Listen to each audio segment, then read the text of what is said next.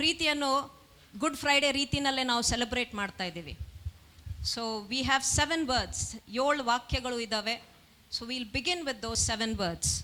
So first I would like to welcome you all as a family from the Church of El Shaddai, you and your families, and we'll begin this service. And the first person who is going to speak is Mrs. Lalita Shantkumar. The word is, Father, forgive them for they do not know what they do. ಈ ವಾಕ್ಯವನ್ನು ಹಂಚುವಾಗ let's welcome her with the claps. Let's sit with an expectant heart. ದೇವರ ವಾಕ್ಯವು ಇಬ್ಬಾಯಿ ಕತ್ತಿ ಹಾಗೆ ಇದೆ. It will penetrate into our hearts. ದೇವರ ವಾಕ್ಯವು ಇಬ್ಬಾಯಿ ಕತ್ತಿ ಆಗಿದೆ. So ಅವ್ರು ಮಾತಾಡುವಾಗ ದೇವ್ರು ಯಾರ್ದಾದ್ರೂ ಹೃದಯಕ್ಕೆ ತಾಕ್ತಾರೆ. So let's sit with an expectant heart. Hallelujah, hallelujah. ದೇವರ ನಾಮಕ್ಕೆ ಸ್ತೋತ್ರವಾಗಲಿ. ಈ ಸಮಯದಲ್ಲಿ ನನಗೆ ಕೊಟ್ಟಂಥ ಅಂಶವು ಈಗಾಗಲೇ ಅಕ್ಕ ಹೇಳಿದ ರೀತಿಯಲ್ಲಿ ಕ್ಷಮಿಸಿರಿ ಎಂಬ ಒಂದು ಮೊದಲನೆಯ ಮಾತು ಆಗಿದೆ. ದೇವ್ರ ನಮಗೆ ಸ್ತೋತ್ರವಾಗಲಿ. ಈ ಸಮಯದಲ್ಲಿ ಮೊಟ್ಟ ಮೊದಲು ಶಿಲುಬೆಯಲ್ಲಿ ದೇವರು ಮಾತನಾಡಿದಂಥ ಮಾತು, 7 ಮಾತುಗಳನ್ನು ದೇವರು ಆಡಿದ್ದಾರೆ. ಆ ಮಾತುಗಳು ಎಲ್ಲವೂ ಸಹ ಸುವಾರ್ತೆಗೆ ಸಾರಲಿಕ್ಕೆ ಸಹ ನಮ್ಗೆ ಅದು ಅನುಕೂಲ ಮಾಡಿಕೊಡುತ್ತದೆ. ಅದನ್ನು ಮೊದಲನೆಯ ಮಾತು ಕ್ಷಮಿಸಿರಿ. ದೇವ್ರ ನಮಗೆ ಸ್ತೋತ್ರ. ಈ ಸಮಯದಲ್ಲಿ ನಾವು ಲೂಕ 23:34 ನೋಡುವಾಗ, ತಂದೆಯೇ ಅವರಿಗೆ ಕ್ಷಮಿಸು, ತಾವು ಏನು ಮಾಡುತ್ತೇವೆಂಬುದು ಅರಿಯರು. ಇಲ್ಲಿ ನಾವು ಆತನನ್ನು ಗಮನಿಸುವಾಗ ಕರ್ತನು ಶಿಲುಬೆಯ ಮೇಲೆ ಈ ಮಾತನ್ನು ನುಡಿದನು. ಆತನು ಶಿಲುಬೆಯಲ್ಲಿ ಆ ಬಾಧೆಗಳನ್ನು ಅನುಭವಿಸುತ್ತಾ, ಆ ದುಃಖದಲ್ಲಿ ಇರುವಾಗಲೂ, ಆ ಸಂಕಷ್ಟದಲ್ಲಿ ಇರುವಾಗಲೂ, ಮತ್ತು ಮನುಷ್ಯರಿಂದ ಅವಮಾನಕ್ಕೆ ಗುರಿಯಾಗುವಾಗಲೂ ಆತನು ಈ ಮಾತನ್ನು ನುಡಿಯುತ್ತಾನೆ. ಇದರಿಂದ ನಾವು ಒಂದು ಕಲಿಬೋದು. ಏನಂದರೆ ನಾವು ಎಲ್ಲ ಸಮಯದಲ್ಲೂ ಸಹ ನಾವು ಪ್ರಾರ್ಥಿಸಲಿಕ್ಕೆ ಅನುಕೂಲ ಆಗುತ್ತೆ. ಎಲ್ಲ ಚೆನ್ನಾಗಿದ್ದಾಗ ನಾವು ಪ್ರಾರ್ಥಿಸ್ತೀವಿ.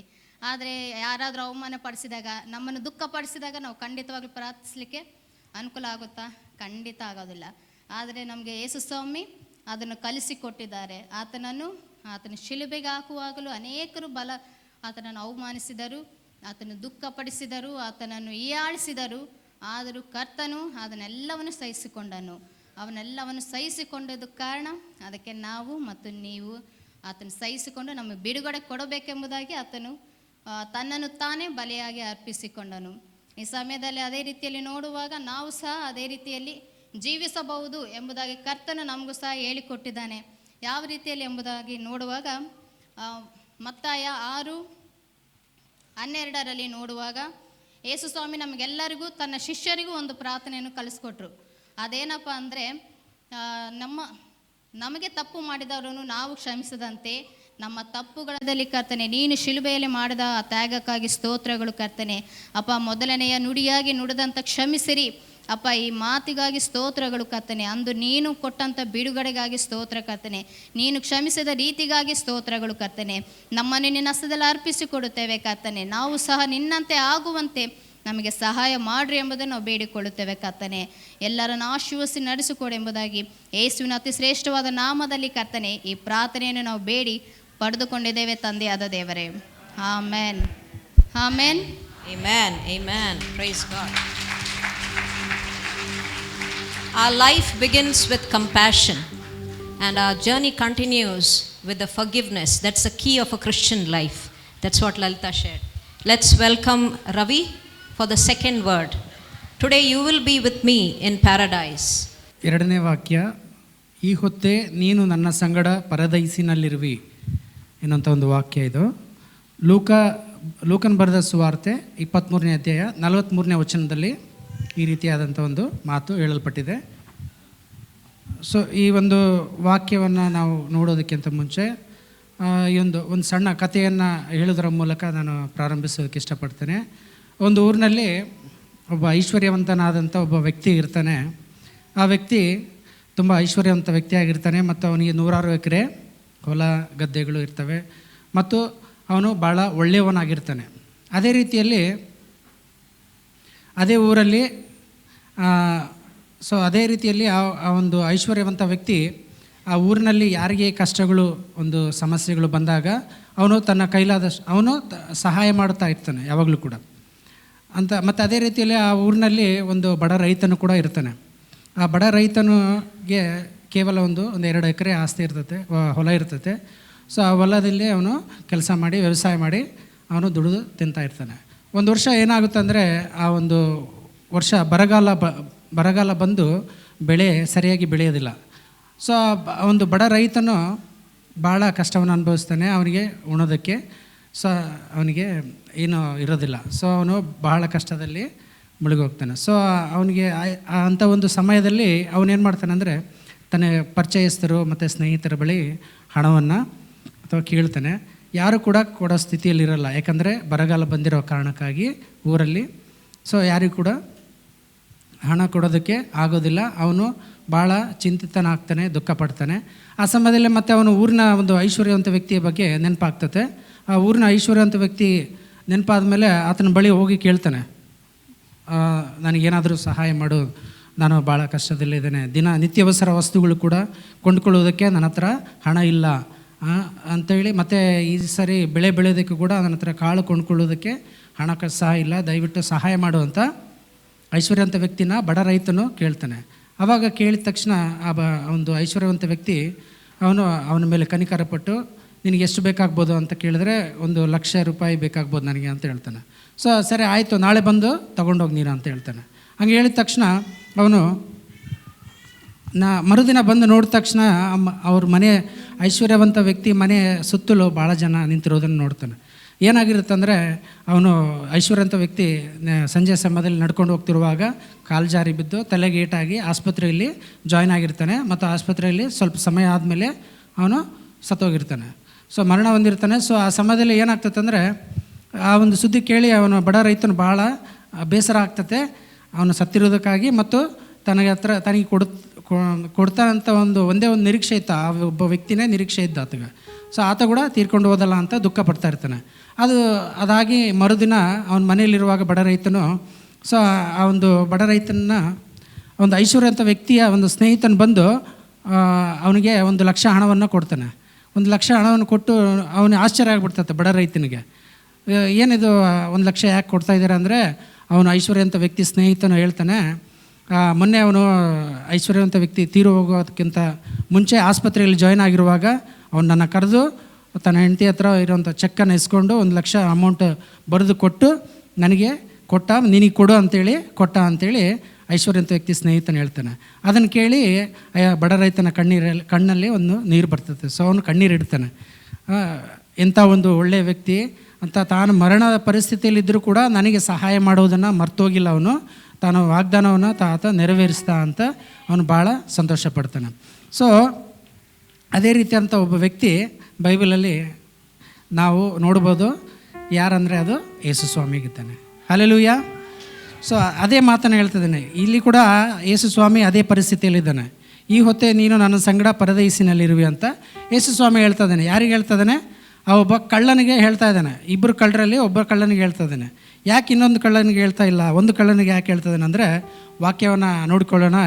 ಲೂಕನ ಬರೆದ ಸುವಾರ್ತೆ 23ನೇ ಅಧ್ಯಾಯ 43ನೇ ವಚನ ಬರೋದಕ್ಕಿಂತ ಮುಂಚೆ ಅಂದರೆ ಹಿಂದಿನ ವಚನಗಳು ಹೋದಾಗ ಗೊತ್ತಾಗ್ತದೆ. 39ನೇ ವಚನದಲ್ಲಿ ನಾವು ನೋಡ್ಬೋದು, ಶಿಲುಬೆಗೇರಿಸಿದ್ದ ದುಷ್ಕರ್ಮಿಗಳಲ್ಲಿ ಒಬ್ಬನು ಯೇಸುವನ್ನು ದೂಷಿಸುತ್ತಾ, ನೀನು ಬರಬೇಕಾದ ಕ್ರಿಸ್ತನಲ್ಲವೇ, ನಿನ್ನನ್ನು ರಕ್ಷಿಸಿಕೋ, ನಮ್ಮನ್ನು ಸಹ ರಕ್ಷಿಸು ಎಂದು ಹೇಳಿದನು ಅಂತ ನಾವು ನೋಡ್ತಾ ಇದ್ದೀವಿ. ಅಂದರೆ ದೂಷಿಸ್ತಾ ಇದ್ದಾನೆ. ಯೇಸು ಸ್ವಾಮಿ ಬಗ್ಗೆ ಗೊತ್ತಾತೀಗ ಆ ಕಳ್ಳನಿಗೆ. ಒಂದು ಕಳ್ಳನಿಗೆ ಗೊತ್ತು, ನೀನು ಯೇಸು ಬರಬೇಕಾದಂಥ ಯೇಸು ಅಲ್ಲ, ನನ್ನನ್ನು ರಕ್ಷಿಸು, ಅಲ್ಲ ನಿನ್ನನ್ನು ರಕ್ಷಿಸ್ಕೋ, ಆಮೇಲೆ ನಮ್ಮನ್ನು ಕೂಡ ರಕ್ಷಿಸು ಅಂತ ಹೇಳ್ತಾ ಇದ್ದಾನೆ. ದೂಷಣೆ ಮಾಡ್ತಾ ಇದ್ದಾನೆ, ನೀನು ಮಾಡ್ಬೋದಲ್ಲ ಆ ಕೆಲಸ ಅಂತ. ಆವಾಗ ಯೇಸು ಸ್ವಾಮಿ ಆ ಒಂದು ಸ್ಥಿತಿಯಿಂದ ಹೊರಬರೋದಕ್ಕೆ ಅವನಿಗೆ, ಆ ಯೇಸು ಸ್ವಾಮಿಗೆ ಶಕ್ತಿ ಇತ್ತು, ಅಧಿಕಾರ ಕೂಡ ಇತ್ತು. ಬಟ್ ಆದರೆ ಅದು ದೇವರ ಚಿತ್ತ ಆಗಿರಲಿಲ್ಲ. ಅದಕ್ಕಾಗಿ ಆತ ಆ ಸ್ಥಿತಿಯಿಂದ ಹಂಗೆ ದೂಷಿಸಿದ್ರು ಕೂಡ ಯೇಸು ಸ್ವಾಮಿ ಆ ಪರಿಸ್ಥಿತಿಯಿಂದ ಹೊರಗೆ ಬರೋದಕ್ಕೆ ಪ್ರಯತ್ನ ಮಾಡಲಿಲ್ಲ ಒಂದನೇದಾಗಿ. ಆಮೇಲೆ ನಾವು ಕೂಡ ಇದೇ ರೀತಿಯಾದಂಥ ಒಂದು ಪರಿಸ್ಥಿತಿಗಳು ಕೆಲವೊಂದು ಸರಿ ಹಾದು ಹೋಗ್ತಾ ಇರ್ತವೆ. ಎಲ್ಲ ಪರಿಸ್ಥಿತಿಗಳಲ್ಲ, ಕೆಲವೊಂದು ಪರಿಸ್ಥಿತಿಗಳಲ್ಲಿ ನಾವು ದೇವರಿಗೆ ಆ ಒಂದು ಪರಿಸ್ಥಿತಿಯಲ್ಲಿ ನಾವು ಇರಬೇಕನ್ನೋಂಥದ್ದು ದೇವ್ರ ಚಿತ್ತ ಆಗಿರ್ತದೆ. ಆ ಪರಿಸ್ಥಿತಿಯ ಮೂಲಕ ನಾವು ಏನೋ ಒಂದು ಕಲಿಬೇಕನ್ನೋಂಥದ್ದು ಒಂದು ಆ ಶೋಧನೆ ಆಗಿರುತ್ತೆ. ಆ ಶೋಧನೆಯ ಸಮಯದಲ್ಲಿ ನಾವು ಯಾವ ರೀತಿಯಾಗಿ ಪ್ರತಿಕ್ರಿಯಿಸ್ತೇವೆ ಅನ್ನುವಂಥದ್ದನ್ನು ದೇವರು ನಿರೀಕ್ಷಿಸ್ತಾ ಇರ್ತಾನೆ. ಯಾಕಂದರೆ ಯೇಸು ಸ್ವಾಮಿ ಯಾವ ರೀತಿಯಾಗಿ ಪ್ರತಿಕ್ರಿಯಿಸ್ತಲ್ಲಿ ದೇವರು ಏನು ಅಂದ್ಕೊಂಡಿದ್ದನೋ ದೇವ್ರ ಚಿತ್ತವನ್ನು ನೆರವೇರಿಸ್ತಾ ಇದ್ದಾನೆ ಆತ. ಅದೇ ರೀತಿಯಾಗಿ ನಮಗೂ ಕೆಲವೊಂದು ಸರಿ ಅಂಥ ಪರಿಸ್ಥಿತಿಗಳು ಬಂದಾಗ ನಾವು ಸರಿಯಾಗಿ ಒಂದು ಪ್ರತಿಕ್ರಿಯೆ ಮಾಡಬೇಕಾಗಿರ್ತದೆ. ಅಂಥ ಒಂದು ಕಷ್ಟ ಪರಿಸ್ಥಿತಿಯಲ್ಲಿ ಕೂಡ ದೇವರ ಚಿತ್ತವನ್ನು ಮಾಡುವುದಕ್ಕಾಗಿ ನಮ್ಮನ್ನು ನಾವು ಒಪ್ಪಿಸಿಕೊಡ್ಬೇಕಾಗ್ತದೆ. ಅದೇ ರೀತಿಯ 40ನೇ ವಚನದಲ್ಲಿ ಅದಕ್ಕೆ ಎರಡನೇ ಕಳ್ಳ ಅವನನ್ನು ಗದರಿಸಿ ಹೇಳ್ತಾ ಇದ್ದಾನೆ, ನೀನು ಇದೇ ದಂಡನೆಯಲ್ಲಿ ಇರುವಾಗಲೂ ದೇವರಿಗೆ ಹೆದರುವುದಿಲ್ಲವೋ ಅಂತ ಕೇಳ್ತಾ ಇದ್ದಾನೆ. ಅಂದರೆ ಅವನು ದೇವರಿಗೆ ಹೆದರುವುದಿಲ್ಲವೋ ಅಂತ ಕೇಳ್ತಾ ಇದ್ದಾನೆ. ಅಂದರೆ ದೇವರಿಗೆ ಹೆದರಬೇಕಾದದ್ದು ಅದು ಬಹಳ ಒಂದು ಪ್ರಾಮುಖ್ಯವಾದಂಥ ವಿಷಯವಾಗಿದೆ, ಹೌದಲ್ವಾ? ದೇವರಿಗೆ ನಾವು ಭಯಪಡಬೇಕು ಆ್ಯಕ್ಚುಲಿ. ಸೊ ಅದನ್ನು ಈಗ ಕಲಿತಾ ಇದ್ದಾನೆ ಯಾರು? ಕಳ್ಳನು. ಇದಕ್ಕಿಂತ ಮುಂಚೆ ಅವನು ಕಲ್ತಿಲ್ಲ. ಇದಕ್ಕಿಂತ ಮುಂಚೆ ಅವನು ಕಳ್ತನ ಮಾಡ್ತಾಯಿದ್ದ, ಕೆಟ್ಟ ಕಾರ್ಯಗಳು ಮಾಡ್ತಾಯಿದ್ದ. ಬಟ್ ಆದರೆ ಶಿಲುಬೆ ಮೇಲೆ ದಂಡನೆ ಹೊಂದುತ್ತಿರುವಂಥ ಸಮಯದಲ್ಲಿ ಅವನಿಗೆ ಈಗ ಮನವರಿಕೆ ಆಗಿದೆ. ಏನಂತ? ತಾನು ತಪ್ಪು ಮಾಡಿದ್ದೇನೆ, ಕರೆಕ್ಟಾಗೇ ಇದ್ದೀನಿ ನಾನು ದಂಡನೆಯಲ್ಲಿ. ದಂಡನೆ ಅಂದರೆ ದೇವರಿಗೆ ಹೆದರ್ತಾ ಇದ್ದಾನೆ. ಈಗ ಹೆದರಿಕೆ ಬಂದತ್ತೆ, ಯಾಕಂದರೆ ಅವನು ದಂಡನೆ ಅನುಭವಿಸ್ತಾ ಇದ್ದಾನೆ, ನೋವು ಅನುಭವಿಸ್ತಾ ಇದ್ದಾನೆ, ಇನ್ನು ಮರಣ ಸಂಭವಿಸುತ್ತೆ ಅವನಿಗೀಗ. ಅದಕ್ಕಾಗಿ ಈಗ ಭಯಪಟ್ಟು ದೇವರಿಗೆ ಭಯಪಡ್ತಾ ಇದ್ದಾನೆ. ಈಗ ಇದಕ್ಕಿಂತ ಮುಂಚೆ ಅವನು ಭಯಪಟ್ಟಿದ್ದಿಲ್ಲ. ಅದೇ ರೀತಿಯಲ್ಲಿ 41ನೇ ವಚನ, ನಾವಂತೂ ನ್ಯಾಯವಾಗಿ ದಂಡನೆಯಲ್ಲಿದ್ದೇವೆ, ನಾವು ಮಾಡಿದ್ದಕ್ಕೆ ತಕ್ಕ ಪ್ರತಿಫಲವನ್ನು ಹೊಂದುತ್ತೇವೆ, ಈತನಾದರೂ ಅಂಥದ್ದೇನೋ ಮಾಡಲಿಲ್ಲ ಅಂತ ಹೇಳ್ತಾ ಇದ್ದಾನೆ ಯೇಸು ಸ್ವಾಮಿ. ಆ ಕಳ್ಳ ಹೇಳ್ತಾ ಇದ್ದಾನೆ. ಸೊ ಆ ಕಳ್ಳ ಆ ರೀತಿಯಾಗಿ ಹೇಳ್ತಿರುವಾಗ ನಾವೊಂದು ನ್ಯಾಯವಾಗಿ ದಂಡನೆಯಲ್ಲಿದ್ದೇವೆ, ಅಂದರೆ ಆತನು ಮಾಡಿದ್ದಕ್ಕೆ ಪ್ರಾಯಶ್ಚಿತವಾಗಿ ನಾವು ದಂಡನೆ ಹೊಂದ್ತಾ ಇದ್ದೇವೆ ಅನ್ನೋಂಥದ್ದು ಹೇಳ್ತಾನೆ. ಅದೇ ರೀತಿಯಲ್ಲಿ ತಕ್ಕ ಪ್ರತಿಫಲನ ಹೊಂದ್ತಾ ಇದ್ದೇವೆ. ಈತನಾದರೂ ಅಂಥದ್ದೇನು ಮಾಡಲಿಲ್ಲ. ಯೇಸು ಸ್ವಾಮಿ ಅಂಥ ತಪ್ಪೇನು ಮಾಡಲಿಲ್ಲ, ನಮ್ಮಂಥ ರೀತಿಯಾಗಿ ಆ ಥರ ಪಾಪ ಮಾಡಿಲ್ಲ, ಏನು ಮಾಡಿಲ್ಲ, ಪರಿಶುದ್ಧನು ಅಂತ ಹೇಳ್ತಾ ಇದ್ದಾನೆ. ಅಂದರೆ ಆತನು ಪರಿಶುದ್ಧನು, ಯೇಸು ಸ್ವಾಮಿ ಆತನು ನೀತಿವಂತನು ಅಂತ ಸಾಕ್ಷಿ ಕೊಡ್ತಾ ಇದ್ದಾನೆ. ಮತ್ತು ಅದೇ ರೀತಿಯಾಗಿ ತಾನು ದಂಡನೆ ಹೊಂದುತ್ತಿರುವಂಥದ್ದು ನ್ಯಾಯವಾಗಿದೆ ಅಂತ ತಾನು ಪಶ್ಚಾತ್ತಾಪ ಪಡ್ತಾ ಇದ್ದಾನೆ ಆ ಒಂದು ಕಳ್ಳ. ಸೊ ಅದಕ್ಕಾಗಿ ಆಮೇಲೆ ಅದೇ ರೀತಿಯಾಗಿ ನೆಕ್ಸ್ಟ್ ವಚನ ನೋಡಿದಾಗ, ಯೇಸುವೇ ನೀನು ನಿನ್ನ ರಾಜ್ಯವನ್ನು ಪಡೆದವನಾಗಿ ಬರುವಾಗ ನನ್ನನ್ನು ನೆನಪಿಸಿಕೋ ಅಂತ ಹೇಳ್ತಿದ್ದಾನೆ. ಯೇಸು ಸ್ವಾಮಿ ಒಬ್ಬ ರಾಜನು ಎಂಬುದಾಗಿ ಕಳ್ಳನಿಗೆ ಗೊತ್ತಾಗಿದೆ ಒಂದೇದಾಗಿ. ಆಮೇಲೆ ಅದಕ್ಕಾಗಿ ನೀನು ರಾಜನಾಗಿ ಬರುವಾಗ ನನ್ನ ನೆನೆಸ್ಕೋ ಅಂತ ಹೇಳ್ತಾ ಇದ್ದಾನೆ, ಅಂದರೆ ಬೇಡ್ಕೊಳ್ತಾ ಇದ್ದಾನೆ ಯೇಸು ಸ್ವಾಮಿನ. ಆ ಸಮಯದಲ್ಲಿ ಹಂಗೆ ಆ ರೀತಿಯಾಗಿ ಕೇಳಿದ ತಕ್ಷಣ ಯೇಸು ಸ್ವಾಮಿ ನೆಕ್ಸ್ಟ್ ವಚನದಲ್ಲೇ ನಾವು ನೋಡುವಾಗ ಈಗ ನಾವು ಕೊಟ್ಟಿರೋ ವಾಕ್ಯನೇ, ಅದಕ್ಕೆ ಯೇಸು, ಈ ಹೊತ್ತು ನೀನು ನನ್ನ ಸಂಗಡ ಪರದೈಸಿನಲ್ಲಿರುವಿ ಎಂದು ನಿನಗೆ ಸತ್ಯವಾಗಿ ಹೇಳುತ್ತೇನೆ ಅಂತ ಆವಾಗ ಹೇಳ್ತಾ ಇದ್ದಾನೆ ಯೇಸು ಸ್ವಾಮಿ, ಹೌದಲ್ವಾ? ಇದಕ್ಕಿಂತ ಮುಂಚೆ ಎಲ್ಲ ಏನು ನಡೀತಂತ. ಸೊ ಅಂದರೆ ಅವನು ಬೇಡ್ಕೊಳ್ತಾ ಇದ್ದಾನೆ ಯೇಸು ಸ್ವಾಮಿನ ಇವತ್ತು. ಅದಕ್ಕಾಗಿ ಯೇಸು ಸ್ವಾಮಿ ಲಾಸ್ಟಿಗೆ ಏನಂತ ಹೇಳ್ದೆ, ನೀನು ಈ ದಿನಾನೇ ನನ್ನ ಸಂಗಡ ಪರದೈಸಿನಲ್ಲಿರುವಿ ಅಂತ ಹೇಳ್ತಾ ಇದ್ದಾನೆ. ಅಂದರೆ ಯೇಸು ಸ್ವಾಮಿ ತಕ್ಷಣವಾಗಿ ಅವನನ್ನು ಕ್ಷಮಿಸ್ತಾ ಇದ್ದಾನೆ ಒಂದೇದಾಗಿ, ಮತ್ತು ಅವನಿಗೆ ಒಂದು ನಿತ್ಯ ಜೀವವನ್ನು ವಾಗ್ದಾನ ಮಾಡ್ತಾ ಇದ್ದಾನೆ. ಹಲ್ಲೆಲೂಯಾ. ಸೊ ಅವನು ಮಾಡಿದಂಥ ತಪ್ಪನ್ನು ಆ ಕ್ಷಣವೇ ಕ್ಷಮಿಸಿದ್ದಾನೆ. ಅವನು ಪಟ್ಟಿದ್ದಕ್ಕಾಗಿ ಆ ಕ್ಷಣವೇ ಅವನು ಕ್ಷಮಿಸಲ್ಪಟ್ಟನು ಮತ್ತು ನಿತ್ಯ ಜೀವನ ಹೊಂದಿಕೊಳ್ಳೋದಕ್ಕಾಗಿ ವಾಗ್ದಾನವನ್ನು ಹೊಂದಿಕೊಂಡನು, ಹೌದಲ್ವಾ? ಸೊ ಅಂದರೆ ಯೇಸು ಸ್ವಾಮಿ ಈ ರೀತಿಯಾಗಿ ನಾವು ನೋಡುವಾಗ ಅಂದರೆ ಏನು ಈ ಒಂದು ಇದರಿಂದ ಆಮೇಲೆ ಯೇಸು ಸ್ವಾಮಿ ಹೇಳ್ತಾನೆ, ಅಂದರೆ ಅದು ಯೇಸು ಸ್ವಾಮಿ ನೆಕ್ಸ್ಟು ಈ ದಿವಸವೇ ನೀನು ಪರದೈಸಿನಲ್ಲಿರುವೆ ಅಂತ ಹೇಳ್ತಾನೆ. ಪರದೈಸಿ ಅಂದರೆ ಯೇಸು ಸ್ವಾಮಿ ಎಫೆಸದವರಿಗೆ ಬರೆದ ಪತ್ರಿಕೆ 4ನೇ ಅಧ್ಯಾಯ 8ನೇ ವಚನದಲ್ಲಿ 9-10 ವಚನದಲ್ಲಿ ನಾವು ನೋಡ್ಬೋದು. ಅದರಲ್ಲಿ 9ನೇ ವಚನ, ಏರಿ ಹೋದನೆಂದು ಹೇಳಿದ್ದರ ಅರ್ಥವೇನು, ಭೂಮಿಯ ಅಧೋ ಭಾಗಕ್ಕೆ ಇಳಿದಿದ್ದನಂತಲೂ ಹೇಳಿದ ಹಾಗಾಯಿತಲ್ಲ. ಯೇಸು ಸ್ವಾಮಿ ಅಧೋ ಭಾಗಕ್ಕೆ ಇಳಿದು ಹೋಗಿದ್ದಾನೆ ಅಂತ ಅಲ್ಲಿ ಬರೆಯಲ್ಪಟ್ಟಿದೆ. ಅಧೋ ಭಾಗ ಅಂದರೆ ಯೇಸು ಸ್ವಾಮಿ ಸತ್ತ ನಂತರ ಒಂದು ಪಾತಾಳಕ್ಕೆ ಹೋಗಿದ್ದನು ಎಂಬುದಾಗಿ ನಾವು ನೋಡ್ಬೋದು. ಭಿಕ್ಷುಕ ಲಾಜರನು ಮತ್ತು ಐಶ್ವರ್ಯವಂತ ವ್ಯಕ್ತಿ ಬಗ್ಗೆ ನಾವು ನೋಡಿರ್ತೀವಿ. ಅದರಲ್ಲಿ ಲಾಜರನ್ನು ಒಳ್ಳೆ ಪ್ಲೇಸ್ನಲ್ಲಿ ಇರ್ತಾನೆ, ಅಂದರೆ ಪರದೈಸಲ್ಲಿ ಇರ್ತಾನೆ, ಅಬ್ರಾಹ್ಮನ ಎದುರಿಗೆ ಹೊರಗಿಕೊಂಡಿರ್ತಾನೆ ಅಂತ ಆ ಪ್ಲೇಸಲ್ಲಿ ಇರ್ತಾನೆ.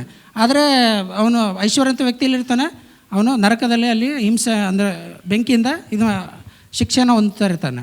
ಸೊ ಅಂಥ ಒಂದು ಪ್ಲೇಸ್ಗೆ ಯೇಸು ಸ್ವಾಮಿ ಹೋಗುವಂಥದ್ದನ್ನು ನಾವು ಇಲ್ಲಿ ನೋಡ್ಬೋದು. ಸೊ ಅಂದರೆ ಕಳ್ಳನು ವಿಶೇಷವಾಗಿ ನಾವು ನೋಡುವಾಗ ಆ ಕಳ್ಳನು ಕೊನೆಯ ಕ್ಷಣದಲ್ಲಿ ಯೇಸುವನ್ನು ನಂಬಿಕೊಂಡನು ಮತ್ತು ರಕ್ಷಣೆಯನ್ನು ಹೊಂದಿಕೊಂಡನು. ಸೊ ಈ ಒಂದು ವಾಕ್ಯದಿಂದ ನಾವು ಏನು ತಿಳ್ಕೊಳ್ಬೋದು ಅಂದರೆ, ನಾವು ನಮ್ಮ ತಪ್ಪುಗಳಿಗಾಗಿ, ನಮ್ಮ ಪಾಪಗಳಿಗಾಗಿ ನಾವು ಪಶ್ಚಾತ್ತಾಪ ಪಡುವುದಾದರೆ, ದೇವರನ್ನು ಕ್ಷಮೆ ಕೇಳುವುದಾದರೆ, ನಿಜವಾಗಿಯೂ ಕೂಡ ದೇವರು ನಮ್ಮನ್ನು ಕ್ಷಮಿಸುವಾತನಾಗಿದ್ದಾನೆ ಮತ್ತು ಅದಕ್ಕೆ ನಾವು ಇರುವಂಥ ಸ್ಥಿತಿಗಿಂತ ಉನ್ನತವಾದಂಥ ವಿಚಾರಗಳನ್ನು ವಾಗ್ದಾನ ಮಾಡುವಾತನಾಗಿದ್ದಾನೆ ಯೇಸು ಸ್ವಾಮಿ. ಹಲ್ಲೆಲೂಯಾ. ಯೇಸು ಸ್ವಾಮಿ ನಾವಿರುವಂಥ ಒಂದು ಪರಿಸ್ಥಿತಿಯಿಂದ ಉನ್ನತವಾದಂಥ ಒಂದು ವಿಚಾರಗಳನ್ನು ಯೇಸು ಸ್ವಾಮಿ ನಮಗೆ ವಾಗ್ದಾನ ಮಾಡುವಾತನಾಗಿದ್ದಾನೆ. ಹಲ್ಲೆಲೂಯಾ. ಸೊ ಈ ವಾಕ್ಯಕ್ಕಾಗಿ ನಾವು ದೇವರಿಗೆ ಸ್ತೋತ್ರ ಸಲ್ಲಿಸ್ತೇನೆ. ಪ್ರಾರ್ಥನೆ ಮಾಡಿಕೊಳ್ಳೋಣ. ಸ್ತೋತ್ರ ಕರ್ತನೆ, ಈ ಸಮಯದಲ್ಲಿ ಈ ವಾಕ್ಯವನ್ನು ಕೊಟ್ಟದಕ್ಕಾಗಿ ಸ್ತೋತ್ರ. ಈ ವಾಕ್ಯವನ್ನು ಕರ್ತನೆ ನಾವು ಕೇಳಿಸಿಕೊಂಡಿರುವಾಗ ಇದಕ್ಕೆ 100ರಷ್ಟು ಫಲವನ್ನು ನಾವು ಹೊಂದಿಕೊಳ್ಳುವುದಕ್ಕೆ ಕೃಪೆಯನ್ನು ಅನುಗ್ರಹಿಸಬೇಕಂತ ಪ್ರಾರ್ಥಿಸ್ತಾ ಇದ್ದೇವೆ ಸ್ವಾಮಿ. ಸ್ತೋತ್ರ. ಯೇಸುವಿನ ನಾಮದಲ್ಲಿ ಕರ್ತನೆ ಈ ಪ್ರಾರ್ಥನೆಯನ್ನು ಪ್ರಾರ್ಥಿಸ್ತೇವೆ ತಂದೆಯೇ. ಆಮೇನ್. Amen. That was indeed very beautiful. There was a lot of insight. What he was speaking is the best way of communicating gospel is through stories. ಮೊಟ್ಟ ಮೊದಲಾಗಿ ನಾವು ಸುವಾರ್ತೆಯನ್ನು ಸಾರುವಾಗ ಕತೆ ಮುಖಾಂತರ ನಾವು ಸುವಾರ್ತೆ ಸಾರಿದಾಗ ಅದು ಬಹಳ ವ್ಯತ್ಯಾಸವನ್ನು ಉಂಟು ಮಾಡುತ್ತದೆ. At the same time, he even mentioned that fear of God is the beginning of knowledge. And then one more insight that he spoke about was God has good plans for us to prosper us. ಕರ್ತನದು plans, ಪ್ರಣಾಳಿಕೆ ನಮ್ಮ ಕುರಿತಾಗಿ ಭಾಳ ಒಳ್ಳೆಯದಾಗಿದೆ ಅಂತ. And let's all rise up to our feet and let's worship the Lord for some time. ಎಲ್ಲರೂ ನಾವು ಎದ್ದು ನಿಂತ್ಕೊಂಡು ಕರ್ತನನ್ನು ಆರಾಧಿಸುವ 1-2 ನಿಮಿಷಕ್ಕಾಗಿ. ನಾವೆಲ್ಲರೂ ಕಣ್ಣುಗಳನ್ನು ಮುಚ್ಚುತ್ತಾ ಕರ್ತನನ್ನು ಸ್ತೋತ್ರ ಮಾಡೋಣ. ಆತನು ಮಾಡಿದಂಥ ಈ ಒಂದು ಕೇಳಿಸ್ಕೊಂಡಂಥ ವಾಕ್ಯಕ್ಕೆ ಮತ್ತು ದೇವರು ಮಾಡಿದಂಥ ಮೇಲುಗಳಿಗೆ ಕರ್ತನಿಗೆ ಸ್ತೋತ್ರ ಮಾಡೋಣ, ಸ್ತುತಿ ಮಾಡೋಣ. ಆತನು ಶಿಲುಬೆ ಮೇಲೆ ಮರಣವನ್ನು ಹೊಂದಿದ್ದು ನಾವು ಶೋಕಿಸುವುದಕ್ಕಾಗಿ ಅಲ್ಲ, ಆದರೆ ದೇವರು ತಂದೆಯೊಟ್ಟಿಗೆ ನಮ್ಮನ್ನು ಸಮಾಧಾನ ಪಡಿಸಿ ಆತನ ಜೊತೆಯಲ್ಲಿ ನಮ್ಮನ್ನು ಐಕ್ಯಪಡಿಸಿದ್ದಾನೆ. ಅದಕ್ಕಾಗಿ ಸ್ತೋತ್ರ ಮಾಡೋಣ. ನಾವೆಲ್ಲರ ಕಣ್ಣುಗಳು ಮುಚ್ಚುತ್ತಾ ಆರಾಧನೆ ಮಾಡೋಣ. ಸಿಲುವಲೋ ನಾ ಕೈ ಕಾಚಿನ ಯೇಸು ರಕ್ತವು, ಸಿಲುವಲೋ ನಾ ಕೈ ಕಾಚಿನ ಯೇಸು ರಕ್ತವು, ಶಿಲುಬೆಯ ನನ್ನನ್ನು ಮಾರ್చెను ಯೇಸು ರಕ್ತವು, ಶಿಲುಬೆಯ ನನ್ನನ್ನು ಮಾರ್చెను ಯೇಸು ರಕ್ತವು. ಕೈಗಳ ಮೇಲೆ ತುತ್ತ ಯೇಸು ರಕ್ತವು, ಯೇಸು ರಕ್ತವು, ಪ್ರಭು ಯೇಸು ರಕ್ತವು, ಯೇಸು ರಕ್ತವು, ಯೇಸು ರಕ್ತವು, ಪ್ರಭು ಯೇಸು ರಕ್ತವು, ಅಮೂಲ್ಯమైన ರಕ್ತವು, ಯೇಸು ರಕ್ತವು, ಅಮೂಲ್ಯమైన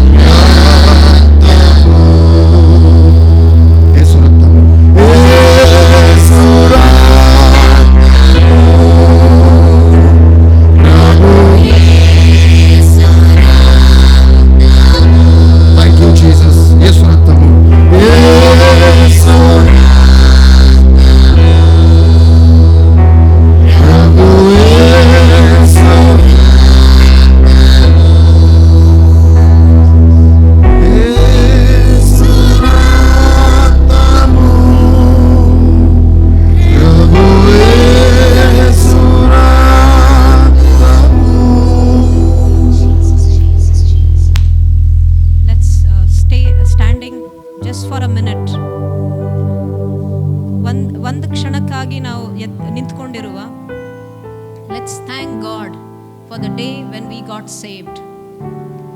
Let's thank God for the day when we gave our life to Jesus.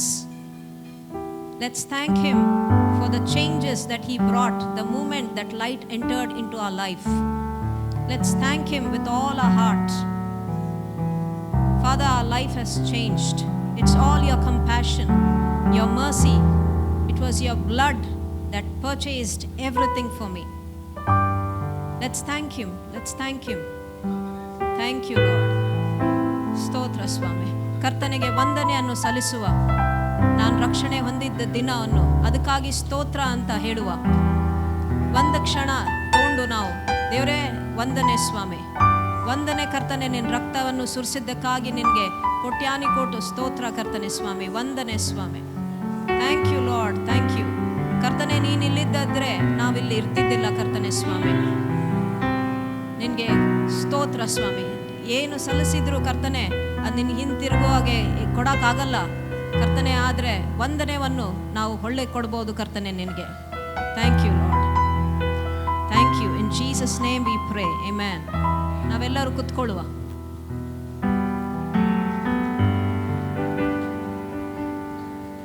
ಮೂರನೇ ವಾಕ್ಯವನ್ನು ಹಂಚಲಿಕ್ಕೆ ನಮ್ಮ ಮಧ್ಯದಲ್ಲೇ ರೀಟಾ ಅವರಿದ್ದಾರೆ. ಅವ್ರ ವಾಕ್ಯವು, mother this is your son, this is your mother. John 19:26. ತಾಯಿಗೂ ಮಗನಿಗೂ ಇರುವಂಥ ಮಧ್ಯದಲ್ಲಿ ಮತ್ತು ಶಿಷ್ಯರಿಗೂ ಇರುವಂಥ ಸಂಬಂಧದ ಬಗ್ಗೆ ವಾಕ್ಯ ಕೊಡಲ್ಪಟ್ಟಿದೆ. ಒಂದು ನಿಮಿಷ ಪ್ರಾರ್ಥನೆ ಮಾಡಿಕೊಳ್ಳೋಣ. ಪರಿಶುದ್ಧಾತ್ಮನೇ, ನಮ್ಮೆಲ್ಲರಿಗೂ ಕುಟುಂಬಗಳಿದೆ ಕರ್ತನೆ, ನಿನಗೂ ಕುಟುಂಬ ಇತ್ತು. ಅದೇ ರೀತಿಯಲ್ಲಿ ಕರ್ತನೆ ನಿನ್ನ ತಾಯಿಯನ್ನು ಕರ್ತನೆ ಶಿಷ್ಯನಿಗೆ ಒಪ್ಪಿಸಿದೆಯ. ಅಷ್ಟು ನೋವುಗಳಲ್ಲಿ ಕೂಡ ಕರ್ತನೆ ನೀನೊಂದು ನಿನ್ನ ಬಾಧ್ಯತೆಯನ್ನು ಮರೆಯಲಿಲ್ಲ ಕರ್ತನೆ. ನಮ್ಮೆಲ್ಲರ ಒಂದು ಕುಟುಂಬಗಳಲ್ಲಿ ಕರ್ತನೆ ನೀನು ಮಾಡಿದ ರೀತಿಯಲ್ಲಿ ಕಾರ್ಯ ಮಾಡಿ ನಿನ್ನ ನಾಮ ಮಹಿಮೆ ಪಡಿಸ್ಕೋಬೇಕಾಗಿ ಯೇಸು ಕ್ರಿಸ್ತ ನಾಮದಲ್ಲಿ ಪ್ರಾರ್ಥಿಸಬೇಡಿ ಹೊಂದಿದ್ದೇವೆ ಕರ್ತನೆ, ಆಮೇಲೆ. ಹಲ್ಲೆಲೂಯಾ. ಯೇಸು ಸ್ವಾಮಿ, ಹಲ್ಲೆಲೂಯಾ. ಯೇಸು ಸ್ವಾಮಿ ತಾನು ಶಿಲುಬೆಯಲ್ಲಿ ಮುಳ್ಳಿನ ಕಿರೀಟವನ್ನು ಧರಿಸಿಕೊಂಡು ತನ್ನ ಒಂದು ದೇಹದಲ್ಲಿ ಎಷ್ಟೊಂದು ನೋವುಗಳನ್ನು ಅನುಭವಿಸ್ತಾ ಇರಬೇಕಾದ್ರೂ 39 ಚಾಟಿ ಏಟುಗಳಿಂದ ಎಷ್ಟು ಬಾಧೆ ಅನುಭವಿಸ್ತಿದ್ದಾರೆ ಅಂದರೆ, ತಲೆಯಿಂದ ಹಿಡಿದು ಅಂಗಾಲಿನವರೆಗೂ ಆತನ ದೇಹವು ತುಂಬ ಬಾಧೆಯಲ್ಲಿ, ನೋವಲ್ಲಿ, ತುಂಬ ತೊಂದರೆಯಲ್ಲಿ ಇರಬೇಕಾದ್ರೂ ಯೇಸುಸ್ವಾಮಿ ಶಿಲುಬೆಯಲ್ಲಿ ಯೇಸುಸ್ವಾಮಿ ಅಷ್ಟು ನೋವು ಪಡಿತಾ ಇರಬೇಕಾದ್ರೂ ಯೇಸುಸ್ವಾಮಿ ಎದುರಿಗೆ ತನ್ನ ತಾಯಿ ಮತ್ತು ಶಿಷ್ಯನನ್ನು ತನ್ನ ಎದುರಿಗಿರುವುದನ್ನು ನೋಡುತ್ತಾನೆ. ನೋಡಿದಾಗ ಆ ಶಿಷ್ಯನು ಹೇಳ್ತಾನೆ ಮತ್ತು ತಾಯಿಗೂ ಹೇಳ್ತಾನೆ, ಈಗೋ ತಾಯಿ ನಿನಗೆ ನಿನ್ನ ಮಗನು ಅಂಥೇಳಿ, ಮತ್ತು ಶಿಷ್ಯನಿಗೆ ಹೇಳ್ತಾನೆ, ಈಗೋ ನಿನ್ನ ತಾಯಿ ಅಂಥೇಳಿ. ಹಲ್ಲೆಲೂಯಾ. ಯೇಸುಸ್ವಾಮಿ ಅಷ್ಟು ಬಾಧೆ ಪಡ್ತಾ ಇದ್ದರೂ ತನ್ನ ತಾಯಿಯ ಬಗ್ಗೆ ಕಾಳಜಿ ವಹಿಸಿದನು ಅಂತ ವಾಕ್ಯ ಹೇಳ್ತದೆ. ಹಲ್ಲೆಲೂಯಾ. ಆ ತಾಯಿ ನಮ್ಮನ್ನು ಎತ್ತು ಹೊತ್ತು ಸಾಕಿ ಸಲುವಿ ಎಷ್ಟೋ ಕಷ್ಟಪಟ್ಟು ನೋಡ್ಕೊಂಡಿರ್ತಾಳೆ. ಆದರೆ ಎಷ್ಟೋ ಜನರು ತಾಯಿಯನ್ನು ನಿರ್ಲಕ್ಷ್ಯ ಮಾಡ್ತಾರೆ. ಆದರೆ ಯೇಸುಸ್ವಾಮಿ ತನ್ನ ತಾಯಿಯನ್ನು ತನ್ನ ಕಷ್ಟದಲ್ಲಿ, ಎಷ್ಟೋ ಜನರು ಅನ್ಕೊತಾರೆ ನಂದೇ ನನಗಾಗಿದೆ ಅನ್ಕೋಬೋದು, ಆದರೆ ಯೇಸುಸ್ವಾಮಿ ಎಷ್ಟು ಕಷ್ಟದಲ್ಲಿ ಇರಬೇಕಾದ್ರೂ ಕೂಡ ತನ್ನ ತಾಯಿಯನ್ನು ಒಂದು ದೊಡ್ಡ ಮಗನಾಗಿ ತನ್ನ ಬಾಧ್ಯತೆಯನ್ನು ತೆಗೆದುಕೊಂಡು ಆ ಒಂದು ಶಿಲುಬೆಯಲ್ಲಿ ತನ್ನ ತಾಯಿಯನ್ನು ಶಿಷ್ಯನಿಗೆ ಒಪ್ಪಿಸುತ್ತಾನೆ. ಹಲ್ಲೆಲೂಯಾ. ಒಪ್ಪಿಸಿ ಆ ಕ್ಷಣದಿಂದ ಆ ಶಿಷ್ಯನು ಸಹ ಯೋಹಾನನು 12 ಜನ ಶಿಷ್ಯರಲ್ಲಿ ಒಬ್ಬನಾಗಿರುತ್ತಾನೆ.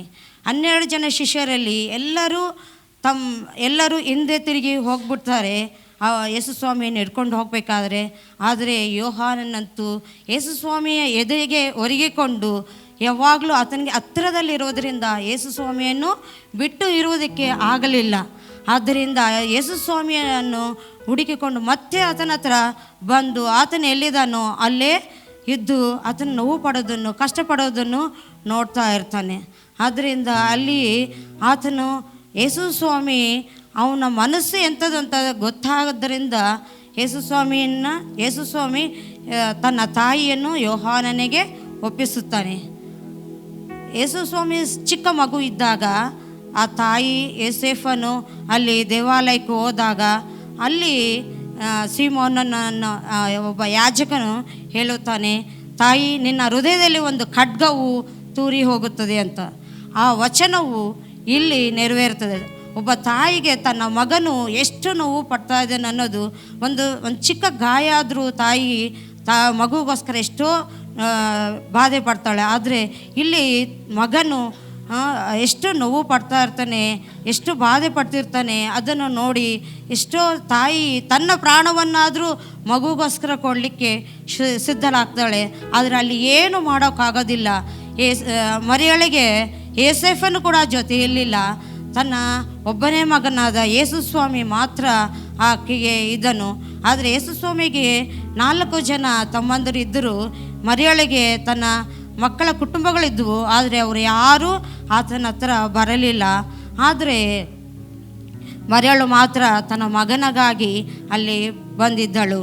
ಯೇಸು ಸ್ವಾಮಿ ಅಷ್ಟು ಬಾಧೆಯಲ್ಲಿ ಕೂಡ ಆ ಮರಿಯಳನ್ನು ಅಲ್ಲಿ ಸೇರಿಸಿದ ಒಂದು ಬಾಧ್ಯತೆ ಆ ಕುಟುಂಬದ ದೊಡ್ಡ ಮಗನಾಗಿದ್ದನು. ಆದ್ದರಿಂದ ಇಲ್ಲಿ ಅಮ್ಮ ಈಗೋ ನಿನ್ನ ಮಗನು ಎಂದು ಹೇಳಿದನು, ಈಗೋ ನಿನ್ನ ತಾಯಿ ಎಂದು ಹೇಳಿದನು. ಹಲ್ಲೆಲೂಯ. ಅವರಿಬ್ಬರು ಆ ಕ್ಷಣದಿಂದ ಯೋಹಾನನು ತನ್ನ ತಾಯಿಯನ್ನು ತನ್ನ ಮನೆಗೆ ಸೇರಿಸಿಕೊಂಡು ಕೊನೆಯವರೆಗೆ ತನ್ನನ್ನು ಚೆನ್ನಾಗಿ ನೋಡಿಕೊಂಡನು ಅಂತ ವಾಕ್ಯ ಹೇಳ್ತದೆ. ಹಲ್ಲೆಲೂಯ. ಮತ್ತು ಯೇಸು ಸ್ವಾಮಿ ಶಿಲುಬೆಯಲ್ಲಿದ್ದಾಗ ಆ ಮರಿಯಳ ಹತ್ರ ಮಗ್ದಳದ ಮರಿಯಳು, ಸಹೋದರಿಯಾದ ಮರಿಯಳ ಸಹೋದರಿ ಮತ್ತು ಕ್ಲುಪ್ಪನ ತಾಯಿ ಮಗ್ದಳ, ಈ 4 ಜನ ಯೇಸು ಸ್ವಾಮಿಯ ತಾಯಿ ಹತ್ರ ಇದ್ದರು. ಆದರೆ ಆಕೆ ಜೊತೆಯಲ್ಲಿ ಯೇಸು ಸ್ವಾಮಿ ಅವರ ಎಲ್ಲರನ್ನು ನೋಡ್ತಾ, ಅವರು ಇನ್ನೂ ಎಷ್ಟೋ ಜನ ಸಹೋದರಿಯರಿದ್ದರು ಅಲ್ಲಿ. ಆದರೆ ಅವರೆಲ್ಲ ಅಳ್ತಾಯಿದ್ರು. ಯೇಸು ಸ್ವಾಮಿ ಮಾತ್ರ ಆ ತಾಯಿಯನ್ನು ಒಪ್ಪಿಸಿದನು. ಹಲ್ಲೆಲೂಯ.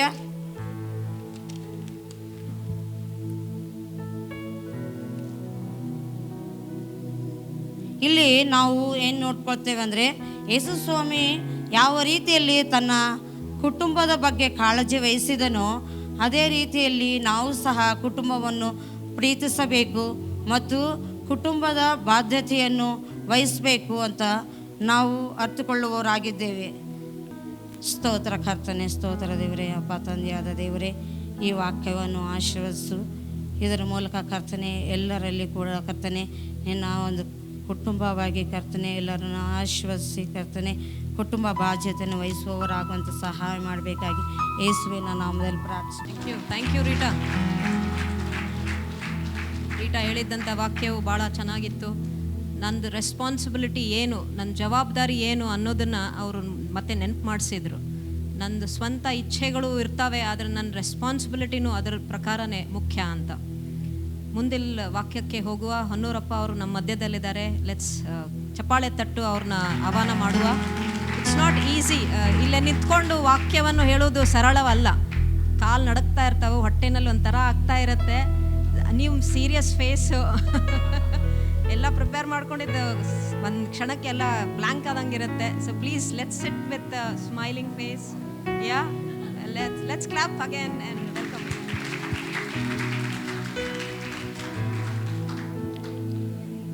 Price the Lord. ಎಲ್ಲರಿಗೂ ವಂದನೆಗಳು. ಯೇಸು ಸ್ವಾಮಿ ಮಾತನಾಡಿದ 7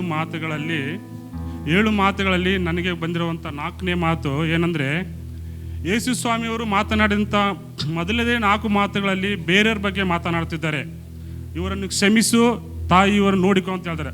ಆದರೆ 4ನೇ ಮಾತಿನಲ್ಲಿ ಬರುವ ಸಮಯದಲ್ಲಿ ತನ್ನನ್ನು ತಾನು ಅಂದರೆ ದೇವರೇ ನನ್ನನ್ನು ಯಾಕೆ ಕೈ ಬಿಟ್ಟಿದ್ದೀರಿ ಅಂತ ತನ್ನನ್ನು ತಾನು ವೇದನೆಯಿಂದ ತಂದೆ ಹತ್ರ ಮಾತನಾಡಿಕೊಳ್ತಾರೆ. ಆ ಮಾತೇನೆಂದರೆ ನೋಡಿಕೊಳ್ಳೋಣ ಪ್ರಿಯರೇ. ಮತ್ತಾಯ 27:45 2 ಸುವಾರ್ತೆಯಲ್ಲಿ ಬರೆಯಲ್ಪಟ್ಟಿದೆ. ಇದು 2 ಸುವಾರ್ತೆಯಲ್ಲಿ ಬರೆಯಲ್ಪಟ್ಟಿದೆ. ಮತ್ತಾಯ 27:45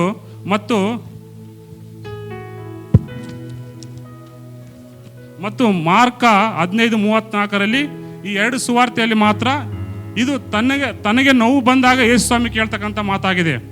ಮೇಲಿರ್ತಕ್ಕಂಥ 4 ಮಾತುಗಳಲ್ಲಿ ಇತರಿಗೋಸ್ಕರ ದೇವರು ಪ್ರಾರ್ಥಿಸಿದಾದ್ರೆ, ಇಲ್ಲಿ ತನ್ನ ಪ್ರಾಣ ಹೋಗುವ ಸಮಯದಲ್ಲಿ ದೇವರು ತನ್ನ ತಂದೆ ಹತ್ರ ಯಾವ ರೀತಿ ಬೇಡ್ತಾನಂದರೆ, ಈ ಒಂದು ಮಾತನ್ನು ನೋಡಿಕೊಳ್ಳುತ್ತಾ ಮೊದಲಾಗ ನಾವು ಇಲ್ಲಿ ಏನು ನೋಡ್ಬೇಕಂದ್ರೆ, ಯೇಸು ಸ್ವಾಮಿಯವರು ಇವರು ಪರಿಪೂರ್ಣ ದೇವರಾಗಿದ್ದರು, ಇವರು ಪರಿಪೂರ್ಣ ಮನುಷ್ಯರಾಗಿದ್ದರು. ಇದು ನಮ್ಮ ಆಲೋಚನೆ ಬರಬೇಕು. ಇವರು ಪರಿಪೂರ್ಣ ದೇವರು, ಪರಿಪೂರ್ಣ ಮನುಷ್ಯರಾಗಿದ್ದರು ಇವರು. ಹಾಗೆಯೇ ಈಗ ಇರ್ತಕ್ಕಂಥ ಪರಲೋಕದ ತಂದೆಯೇ ನಮ್ಮೆಲ್ಲ ಮನುಷ್ಯರ ಜೊತೆಗೆ ಏನು ಇರ್ಲಿಕ್ಕೆ ಬಯಸ್ತಾ ಇದ್ದಾರೆ ಅಂದರೆ, ತಂದೆಯಾಗಿರ್ಲಿಕ್ಕೆ ಬಯಸ್ತಾ ಇದ್ದಾರೆ. ಆಮೇನ್. ಆದರೆ ಇವತ್ತು ಗುಡ್ ಫ್ರೈಡೆ ಏನಂದರೆ, ಈ ಲೋಕದಲ್ಲಿ ಜನ ಸತ್ತರೆ ಪುಣ್ಯತಿಥಿ ಮಾಡ್ತಾರೆ, ಅದು ದುಃಖದ ದಿನ ಆಗಿರುತ್ತೆ. ಆದರೆ ಇವತ್ತು ಗುಡ್ ಫ್ರೈಡೆ ಅಂತ ಯಾಕೆ ಬಂತಂದರೆ, ಇಡೀ ಲೋಕದ ಸಮಸ್ತ ಜನರ ಪಾಪವನ್ನು ಹೊತ್ತುಕೊಂಡಂತಹ ಒಂದು ಸಿಹಿ ಸುದ್ದಿ. ಆಮೇನ್, ಹಲ್ಲೆಲೂಯಾ. ಯಾಕೆ ಈ ಲೋಕದ ಜನರು ಆ ತಂದೆ ತಾಯಿ ಯಾರಾದ್ರೂ ಸತ್ರೆ ದುಃಖದ ದಿನ ಆಚರಣೆ ಮಾಡ್ತಾರೆ. ಆದರೆ ಇವತ್ತು ನಾವು ಗುಡ್ ಫ್ರೈಡೆ ಅಂತ ಬಂದಿದೆ. ಯಾಕೆ? ನಮ್ಮ ಪಾಪ ಶಾಪ ಎಲ್ಲವೂ ದೇವರು ತನ್ನ ಮಗನ ಮೇಲೆ ಹಾಕಿ ಇವತ್ತು ಗುಡ್ ಫ್ರೈಡೆ ಅಂತ ನಮಗೆ ಸಂತೋಷ ದಿನವಾಗಿದೆ ಪ್ರೇರೆ. ಯಾಕೆಂದ್ರೆ ನಾವು ಪಾಪಕ್ಕೆ ನಾವು ಮರಣ ಹೊಂದಬೇಕಾಗಿತ್ತು. ಆದರೆ ಸರ್ವ ಸೃಷ್ಟಿಕರ್ತನಾದ ದೇವರು ತನ್ನ ಮಗನನ್ನು ಕೊಟ್ಟು ನಮ್ಮ ಎಲ್ಲ ಪಾಪನ ಆತನ ಮೇಲೆ ಹಾಕಿ ಶಿಲುಬೆಗಾದರು. ಪ್ರಿಯರೇ, ಮತ್ತಾಯಿ 27 ಈ ವಾಕ್ಯವನ್ನು ನೋಡಿಕೊಳ್ಳೋಣ. ಯೇಸು ಸ್ವಾಮಿ ಏನು ಹೇಳ್ತಾರೆ ಅಂದರೆ, ಮತ್ತಾಯಿ 27:46 ಹೆಚ್ಚು ಕಡಿಮೆ 9ನೇ ತಾಸಿನಲ್ಲಿ ಯೇಸು ಹೇಲಿ ಹೇಲಿ ಲಮಾಸ ಭಕ್ತಾನಿ ಅಂದರೆ, ನನ್ನ ದೇವರೇ ನನ್ನ ದೇವರೇ ನೀನು ನನ್ನನ್ನು ಯಾಕೆ ಕೈ ಬಿಟ್ಟಿದ್ದಿ. ನೋಡ್ರಿ, ಇಲ್ಲಿ ದೇವರು ಸರ್ವ ಸೃಷ್ಟಿಕರ್ತನಾದ ದೇವರು ಎಲ್ಲರನ್ನು ಕಾಪಾಡೋ ದೇವರು ಕೊನೆಗೆ ಏನು ಹೇಳ್ತಾರೆ ಅಂದರೆ, ಯಾಕೆ ನನ್ನನ್ನು ಕೈ ಬಿಟ್ಟಿದ್ದಿ ಅಂತ ಕೇಳ್ತಾನೆ. ಇದರ ಅರ್ಥ ಏನಂದರೆ, ಅವರು ಬಹಳ ಅನ್ಯೋನ್ಯವಾಗಿದ್ದರು. ಹಲ್ಲೆಲೂಯಾ. ತಂದೆ ಮಗ ಯೇಸು ಸ್ವಾಮಿ ತಂದೆ ಬಹಳ ಅನ್ಯೋನ್ಯವಾಗಿದ್ದರು, ಪ್ರೀತಿಯಿಂದಿದ್ರು. ಅದಕ್ಕೋಸ್ಕರ ಇದು ಏನೋ ಕೋಪದಿಂದ ಕೇಳುವ ಮಾತಲ್ಲ, ಬಹಳ ಪ್ರೀತಿಯಿಂದ ಬಹಳ ಗೌರವದಿಂದ, ತಂದೆ ನನ್ನನ್ನು ಯಾಕೆ ಕೈ ಬಿಟ್ಟಿದ್ದೆ. ಹಲ್ಲೆಲೂಯಾ. ಇವತ್ತು ನಾವು ತಂದೆ ತಾಯಿ ಮಕ್ಕಳು, ನಮ್ಮ ಮಕ್ಕಳು ಸಣ್ಣ ತಪ್ಪು ಮಾಡ್ಬೋದು, ಆದರೆ ಒಂದು ಕ್ಷಣದಲ್ಲಿ ನಾವು ದೂರ ಮಾಡ್ತೀವಿ, ಮತ್ತೆ ನಾವು ಅದನ್ನ ಹತ್ರ ಕರ್ಕೊಳ್ತೀವಿ. ಅದೇ ರೀತಿ ಕೂಡ ಇಲ್ಲಿ ದೇವರು ಇಬ್ಬರು ಜೊತೆಯಾಗಿ ಬೆಳೆದಿರ್ತಾರೆ. ಯೇಸು ಸ್ವಾಮಿ ಸರ್ವ ಸೃಷ್ಟಿಕರ್ತನಾದ ದೇವರು. ಅದು ಒಂದು ವಾಕ್ಯವನ್ನು ನೋಡಿಕೊಳ್ಳೋಣ ಪ್ರಿಯರೇ. ಇದು ಯೇಸು ಸ್ವಾಮಿ ಅರಾಮಿಕ್ ಭಾಷೆಯಲ್ಲಿ ಮಾತನಾಡ್ತಕ್ಕಂಥ ಮಾತಾಗಿದೆ. ಇದು ಬೇರೆಯವರೆಲ್ಲ ಅನ್ಬೋದು, ಏಲಿ ಏಲಿ ಅಂದ್ರೆ ಏಲಿಯನ್ನು ಕರಿತಾ ಇದ್ದಾನೆ ಅನ್ಕೋಬೋದು. ಆದರೆ ಯೇಸು ಸ್ವಾಮಿ ಇದು ಏಲಿ ಏಲಿ ಅಂತ ಮಾತಾಡಿದ ಮಾತು ಅರಾಮಿಕ್ ಭಾಷೆಯಲ್ಲಿ ಮಾತನಾಡಿರ್ತಾರೆ ಈ ಮಾತು. Okay, hallelujah. ಮತ್ತು ಮೊದಲನೇದಾಗಿ ಈ ವಾಕ್ಯದಲ್ಲಿ ನಾವು 2 ಅಂಶಗಳನ್ನು ಪ್ರಧಾನವಾಗಿ ನೋಡಿಕೊಳ್ಳೋಣ ಪ್ರೇರೆ.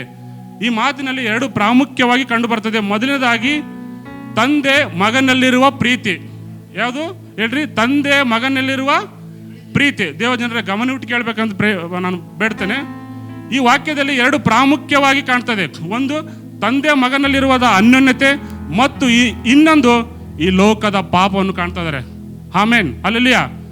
ಆ ಪ್ರೀತಿ ಯಾವ ರೀತಿ ಇತ್ತು, ತಂದೆ ಮಗನ ಪ್ರೀತಿ ಯಾವ ರೀತಿ ನೋಡಿಕೊಳ್ಳೋಣ ಪ್ರಿಯರೇ. ಜ್ಞಾನೋಕ್ತಿ 8:30 ಹೇಳ್ತಾ ಇದೆ. ಜ್ಞಾನೋಕ್ತಿ 8:30 ಹೇಳ್ತಾ ಇದೆ, ದೇವರು ತನ್ನ ಮಗನನ್ನು ತುಂಬಾ ಪ್ರೀತಿಸಿದ್ರು. ತನ್ನ ಯಾವ ರೀತಿ ಪ್ರೀತಿನೂ, ಸರ್ವ ಸೃಷ್ಟಿಕರ್ತನಾದ ದೇವರು ಯೇಸು ಸ್ವಾಮಿಯನ್ನು ಪ್ರಧಾನ ದೇವದೂತರಿಗಿಂತಲೂ ಮತ್ತು ಪರಲೋಕದ ಸೈನ್ಯಗಿಂತಲೂ ಯೇಸು ಸ್ವಾಮಿಯನ್ನು ಬಹಳ ಪ್ರೀತಿ ಮಾಡ್ತಾ ಇದ್ರು. ಹಲ್ಲೆಲೂಯಾ.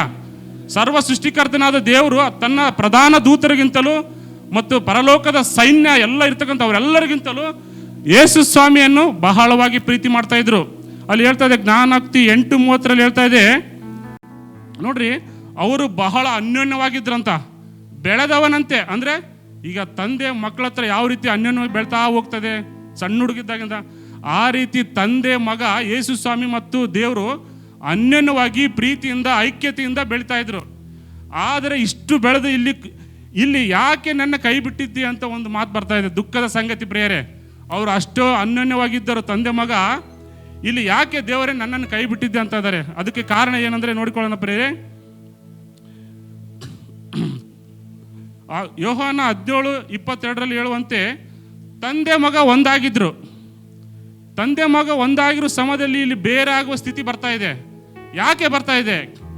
ಅವರು ಅಷ್ಟು ಅನ್ಯೋನ್ಯವಾಗಿದ್ರು ತಂದೆ ಮಗ. ಆದರೆ ಯೋಹಾನ 17:22 ಹೇಳ್ತಾ ಇದೆ, ತಂದೆ ಮಗ ಪರಸ್ಪರ ಒಂದಾಗಿದ್ದರು. ತಂದೆ ಮಗ ಒಂದಾಗಿದ್ದರು. ಹಾಗೆಯೇ ಯೋಹಾನ 3:16 ಈ ಲೋಕವನ್ನು ಎಷ್ಟೋ ಪ್ರೀತಿ ಮಾಡಿ ತನ್ನ ಒಬ್ಬನ ಮಗನನ್ನು ಕೊಟ್ಟನು. ನೋಡಿ, ಯೇಸು ಸ್ವಾಮಿಗಿಂತ ಈ ಲೋಕವನ್ನು ಪ್ರೀತಿ ಮಾಡಿದರೆ ಎಷ್ಟೋ ಅಂದರೆ ಸ್ವಲ್ಪ ಅಲ್ಲ, ಎಷ್ಟೋ ಪ್ರೀತಿ ಮಾಡಿದರೆ ಅಂತ ಹೇಳ್ತದೆ. ಅಂದರೆ ತನ್ನ ಮಗನಿಗಿಂತಲೂ ನಮ್ಮನ್ನು ಪ್ರೀತಿ ಮಾಡಿದರಂತೆ. ಸರ್ವ ಸೃಷ್ಟಿಕರ್ತನಾದ ದೇವರು ಯೇಸು ಸ್ವಾಮಿಗಿಂತಲೂ ಎಷ್ಟೋ ಪ್ರೀತಿ ಮಾಡಿ ತನ್ನ ಒಬ್ಬನೇ ಮಗನನ್ನು ಕೊಟ್ಟನು ಅಂತ ಹೇಳ್ತದೆ 3:16.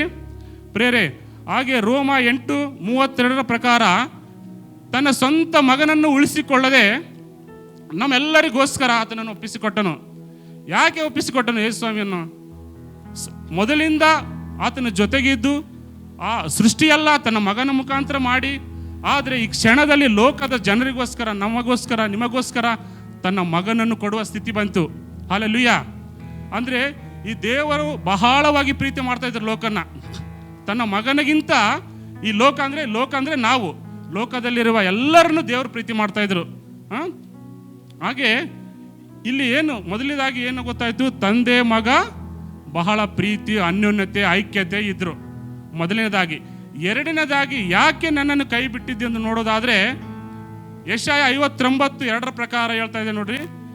ಯೆಶಾಯ 59:2 ಹೇಳ್ತದೆ. ಈ ವಾಕ್ಯದಲ್ಲಿ ಏನು ಹೇಳ್ತದೆ ಅಂದರೆ, ನಿಮ್ಮ ಅಕ್ರಮಗಳೇ, ಯೆಶಾಯ 59:2, ನಿಮ್ಮ ಅಕ್ರಮಗಳೇ ನಿಮ್ಮನ್ನು ನಿಮ್ಮ ದೇವರಿಂದ ಅಗಲಿಸಿವೆ, ನಿಮ್ಮ ಪಾಪಗಳೇ ಆತನ ಕೇಳದ ಹಾಗೆ ಆತನ ಮುಖವನ್ನು ನಿಮಗೆ ಮರೆ ಮಾಡಿವೆ.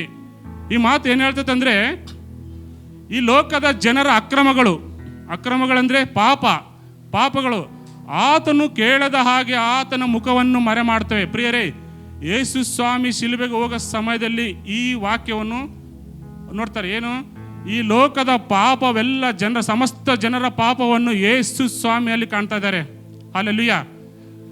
ಯೇಸು ಸ್ವಾಮಿಯಲ್ಲಿ ಕಾಣುವ ಪ್ರಕಾರ ಈ ಲೋಕದ ಪಾಪವನ್ನು ನೋಡಿದಾಗ ಅವರು ಸ್ವಲ್ಪ ಕಾಲ ಅಂದರೆ ಅಲ್ಲಿಗೆ ಕೈ ಬಿಟ್ಟಿಲ್ಲ. ಇಲ್ಲಿ ಯೇಸು ಸ್ವಾಮಿ, ನೀನು ಯಾಕೆ ಕೈ ಬಿಟ್ಟಿದ್ದೆ ಅಂದ ತಕ್ಷಣ ಅವರು ಅಲ್ಲಿಗೆ ಕೈ ಬಿಟ್ಟಿಲ್ಲ. ಫಾದರ್ ಹೇಳ್ತಾರೆ ನೋಡಿ, ಸ್ವಲ್ಪ ಕಾಲ ಮರೆ ಮಾಡಿತ್ತೆ ಅಂತ ಹೇಳ್ತಾನೆ.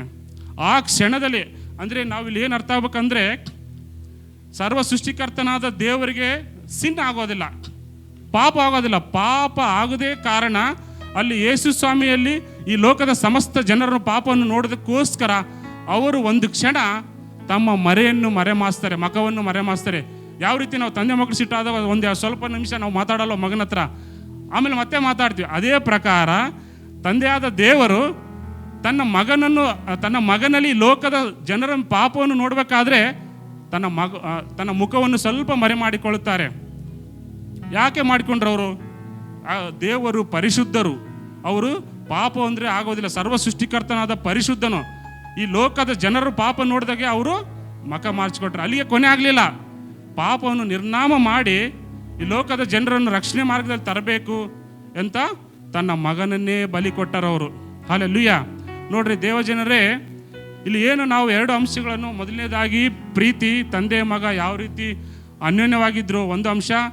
ಎರಡನೇ ಅಂಶ ಪಾಪ. ನಾವು ಪಾಪದಿಂದ ಬಿಡುಗಡೆ ಆಗಲ್ಪಟ್ಟಿದ್ದೇವೆ.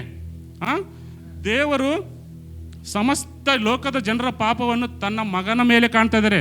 ಶಿಲುಬೆ ಹಾಕುವಂಥ ಸಮಯದಲ್ಲಿ ಸಮಸ್ತ ಲೋಕದ ಜನರ ಪಾಪವು ತನ್ನ ಮಗನಲ್ಲಿ ನೋಡ್ತಾ ಇದ್ದಾರೆ. ಅದಕ್ಕೋಸ್ಕರ ಪಾಪ ನೋಡಿದ ತಕ್ಷಣ ದೇವರು ಒಂದು ತಾತ್ಕಾಲಿಕ 2 ನಿಮಿಷಗಳ ಕಾಲ ತನ್ನ ಮುಖವನ್ನು ಮರೆ ಮಾಡಿಕೊಳ್ಳುತ್ತಿದ್ದಾರೆ. ಇಲ್ಲಿ ನಾವು ಇದರಿಂದ ಅರ್ಥ ಮಾಡಿಕೊಳ್ಬೇಕಂದ್ರೆ ಪ್ರಿಯರೇ, ಮುಖ್ಯವಾಗಿ ಕೊನೆಯದಾಗಿ ನಾವು ಈ ವಾಕ್ಯದಿಂದ ತಿಳ್ಕೋಬಹುದು ಇದ್ರೇನೆಂದರೆ, ನಾವು ಕಲಿಯುವುದೇನೆಂದರೆ, ತಂದೆ ಮಗ ಯಾವ ರೀತಿ ಅನ್ಯೋನ್ಯವಾಗಿದ್ರು, ತಂದೆ ಮಗ ಯಾವ ರೀತಿ ಪ್ರೀತಿಯಿಂದ ಐಕ್ಯತೆಯಿಂದ ಇದ್ರು, ನಾವೆಲ್ಲರೂ ಕ್ರಿಸ್ತನಲ್ಲಿ ಐಕ್ಯತೆ ಆಗಿರಬೇಕೆಂದು ವಾಕ್ಯದ ಸಾರಾಂಶ ಆಗಿದೆ. ಪ್ರಿಯರೇ, ನಾವು ಯೇಸು ಸ್ವಾಮಿನ ನಂಬಿದವರೆಲ್ಲರೂ ಮೊದಲನೇದಾಗಿ ಕ್ರಿಸ್ತನಲ್ಲಿ ಐಕ್ಯತೆ ಇರಬೇಕು. ಆಮೇನ್. ಕ್ರಿಸ್ತನಲ್ಲಿ ಐಕ್ಯತೆ ಇರಬೇಕು, ಕ್ರಿಸ್ತನಲ್ಲಿ ಅನ್ಯೋನ್ಯತೆ ಇರಬೇಕು, ಕ್ರಿಸ್ತನಲ್ಲಿ ಪ್ರೀತಿಯಿಂದ ಇರಬೇಕು ಎಂಬುದೇ ತಂದೆ ಮಗನ ಚಿತ್ತವಾಗಿದೆ. ನಾವು ಈ ಐಕ್ಯತೆ ಇರೋದರಿಂದ ಯೇಸು ಸ್ವಾಮಿ ಹೇಳಿದ ಮಾತುಗಳು, ಒಬ್ಬರನ್ನೊಬ್ಬರು ಪ್ರೀತಿಸಿರಿ, ನಿಮ್ಮ ವೈರಿಗಳನ್ನು ಕ್ಷಮಿಸಿರಿ. ಏನು ಹೇಳಿದ? ಇವೆಲ್ಲವೂ ಕ್ರಿಸ್ತನ ಮಾತುಗಳು. ಇವೆಲ್ಲವನ್ನು ನಾವು ಜೀವನದ ಅಳವಡಿಸಿಕೊಂಡು ಕ್ರಿಸ್ತನ ಹತ್ರ ಐಕ್ಯತೆವಾಗಿರ್ಬೇಕೆಂಬುದು ಇದರ ಸಾರಾಂಶ. ಎರಡನೇದಾಗಿ ಪಾಪ ಅಂದರೆ ಏನು? ನಾವು ಪಾಪದಲ್ಲಿರ್ತಕ್ಕಂಥ ನಾವೆಲ್ಲರೂ ಅನ್ಯರ ಪ್ರೇರೆ. ನಾವೇನು ಇಸ್ರೇಲ್ ದೇಶದಲ್ಲಿ ಹುಟ್ಟಿದವರಲ್ಲ, ಎಲ್ಲರೂ ನಾವು ಅನ್ಯರು ತಪ್ಪಿ ಹೋದ ಮಕ್ಕಳು. ನಾವು ಇಲ್ಲಿ ಬಂದಿರಲ್ಲ, ಯೇಸು ಕ್ರಿಸ್ತನ ನಮಗೆ ಇಲ್ಲಿ ಕರೆದುಕೊಂಡು ಯಾವ ರೀತಿ ಬಂದಿದ್ದಾರೋ ಅದೇ ರೀತಿ ಇವತ್ತು ಲೋಕದಲ್ಲಿರ್ತಕ್ಕಂಥ ಎಷ್ಟೋ ಜನರು ಪಾಪದಲ್ಲಿದ್ದಾರೆ ಪ್ರೇರೆ. ಅವರೆಲ್ಲರನ್ನು ನಾವು ದೇವರ ಬಳಿಗೆ ತರಬೇಕೆಂಬುದು ಒಂದು ಅಂಶವಾದ ಇದು ಹೇಳ್ತಾ ಇದೆ. ಈ ಲೋಕದಲ್ಲಿರ್ತಕ್ಕಂಥ ಎಷ್ಟೋ ಜನರು ಪಾಪ ಅಂದರೆ ಅವರು ಪಾಪದಲ್ಲಿದ್ದಾರೆ, ಇನ್ನು ಅವ್ರಿಗೆ ಗೊತ್ತಿಲ್ಲ, ರಕ್ಷಣೆ ಗೊತ್ತಿಲ್ಲ. ಈ ಎರಡನೇ ಮುಖ್ಯವಾದ ಅಂಶ ಏನಂದರೆ ಯಾವ ರೀತಿ ಕ್ರಿಸ್ತನಲ್ಲಿ ನಾವು ಪ್ರೀತಿಯಿಂದ ಇರಬೇಕು, ಅನ್ಯೋನ್ಯತೆಯಿಂದ ಇರಬೇಕು ಮೊದಲನೇದಾಗಿ. ಎರಡನೇದಾಗಿ ಈ ಲೋಕದ ಜನರು ಪಾಪದಲ್ಲಿದ್ದಾರೆ. ಇವತ್ತು ಅವ್ರ ರಕ್ಷಣೆ ಮಾರ್ಗ ಯೇಸು ಸ್ವಾಮಿ ತನ್ನ ಮಗನನ್ನು ಕೊಟ್ಟಿರೋದು ಗೊತ್ತಿಲ್ಲ. ಪಾಪದಲ್ಲಿರುವ ಎಲ್ಲ ಆತ್ಮಗಳನ್ನು ನಾವು ರಕ್ಷಣೆ ಮಾರ್ಗದಲ್ಲಿ ತರುವುದೇ ದೇವರ ಚಿತ್ತ. ಹಾಗಾಗಿ ನಾವು ಕ್ರಿಸ್ತನಲ್ಲಿ ಪ್ರೀತಿಯಿಂದಿದ್ದು ಲೋಕದ ಜನರನ್ನು ದೇವರ ಕಡೆಗೆ ನಡೆಸುವುದು ನಮ್ಮ ಭಾರವಾಗಿದೆ. ಪ್ರೇರೆ, ಈ ಎರಡು ಅಂಶಗಳನ್ನು ಮಾತನಾಡಿಕೊಳ್ತಾ ನಾವು ಪ್ರಾರ್ಥನೆ ಮಾಡಿಕೊಳ್ಳೋಣ. ಮುಖ್ಯವಾಗಿ ಕ್ರಿಸ್ತನಲ್ಲಿ ಐಕ್ಯತವಾಗಿರಬೇಕು ಮತ್ತು ಪಾಪದಲ್ಲಿರುವ ಜನರನ್ನು ದೇವರ ಬಳಿಗೆ ನಡೆಸಬೇಕು. ಈ ವಾಕ್ಯದ ಸಾರಾಂಶ ಪ್ರಾರ್ಥನೆ ಮಾಡಿಕೊಳ್ಳೋಣ. ಸ್ತೋತ್ರ ಸ್ವಾಮಿ, ಪರಲೋಕದಲ್ಲಿರುವ ನಮ್ಮ ತಂದೆಯಾದ ದೇವರೇ, ನಿಮಗೆ ಕೋಟಿ ಕೋಟಿ ಸ್ತುತಿ ಸ್ತೋತ್ರವನ್ನು ಸಲ್ಲಿಸ್ತೇವೆ ಸ್ವಾಮಿ. ಈ ವಾಕ್ಯ ಒಂದು ಮಾತನಾಡಿದ ಪ್ರಕಾರ ಹೌದು ಸ್ವಾಮಿ, ನಿನ್ನಲ್ಲಿ ನಾವು ಕ್ರಿಸ್ತನಲ್ಲಿ ಪ್ರೀತಿಯಿಂದ ಐಕ್ಯತೆಯಿಂದ ಇರುತ್ತೇವೆ ಮತ್ತು ಲೋಕದ ಜನರಿರ್ತಕ್ಕಂಥ ಎಲ್ಲ ಜನರನ್ನು ಕರ್ತನೆ ನಿನ್ನ ರಕ್ಷಣೆ ಮಾರ್ಗದಲ್ಲಿ ತರುವಂತೆ ನಮಗೆ ಸಹಾಯ ಮಾಡಿರಿ ಕರ್ತನೆ. ನೀವು ಮಾತನಾಡಿದ್ರಿ ಪ್ರಭು ಸ್ವಾಮಿ, ನಾವು ತಂದೆ ಮಗ ಯಾವ ರೀತಿ ಅನ್ಯೋನ್ಯತೆಯಲ್ಲಿದ್ದರೋ ಅದೇ ರೀತಿ ಕೂಡ ನಾವೆಲ್ಲರೂ ಕ್ರಿಸ್ತನಲ್ಲಿ ಯೇಸು ಸ್ವಾಮಿಯಲ್ಲಿ ಐಕ್ಯತೆಯಿಂದ ಇದ್ದು ನಾವೆಲ್ಲರೂ ಒಬ್ಬರನ್ನೊಬ್ಬರು ಪ್ರೀತಿಸುವಂತೆ, ಶತ್ರುಗಳನ್ನು ಪ್ರೀತಿಸುವಂತೆ ಸ್ವಾಮಿ ನಮ್ಮ ಮನಸ್ಸನ್ನು ದಯಪಾಲಿಸ್ರಿ.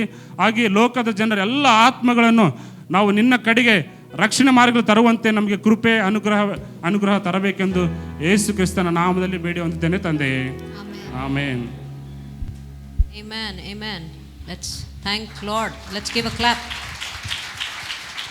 The read in between lines was, God so loved the world that he gave his one and only son, that we all could be saved. We all are so important to God. The other scripture says that it is so beautiful for brethren to dwell together in unity.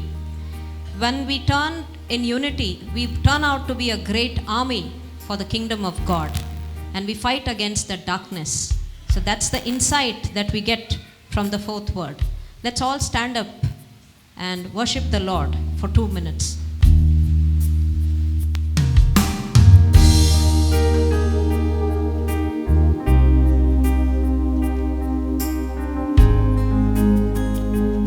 ನಮ್ಮ ಕರಗಳ ಮೇಲೆ ಎತ್ತುತ್ತಾ ಕರ್ತನಿಗೆ ಸ್ತೋತ್ರ ಮಾಡೋಣ. ಆತನು ಸರ್ವದಲ್ಲೂ ಉನ್ನತನು ಆತನೇ ಆಗಿದ್ದಾನೆ. ನಮ್ಮ ಕೈಗಳ ಮೇಲೆ ಎತ್ತುತ್ತಾ ಆರಾಧನೆ ಮಾಡೋಣ. ಸ್ತೋತ್ರ ಸ್ವಾಮಿ. ಓ ವಂದನೆ ಸಯ್ಯ. ಹಲ್ಲೆಲೂಯ. ಸರ್ವದಲ್ಲೂ ಉನ್ನತನೇ ಮಹಿಮೆಯ ಅರಸನೇ, ಪ್ರೀತಿಸುವ ತಂದೆ, ಕ್ಷಮಿಸುವ ಕರ್ತನೇ, ಸರ್ವದಲ್ಲೂ ಉನ್ನತನೇ ಮಹಿಮೆಯ ಅರಸನೇ, ಪ್ರೀತಿಸುವ ತಂದೆ, ಕ್ಷಮಿಸುವ ಕರ್ತನೇ. ಆರಾಧಿಸುವೆ ನಿನ್ನ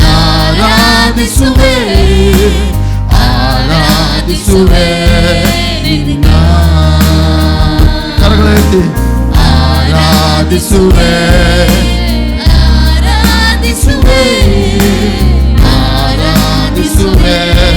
ನಿನ್ನಯ ಹಾಗೆ ನಮ್ಮನು ಯಾರು ಪ್ರೀತಿಸಲು ಸಾಧ್ಯವಿಲ್ಲ. ನಿನ್ನಯ ಹಾಗೆ ನಮ್ಮನು ಯಾರು ಪ್ರೀತಿಸಲು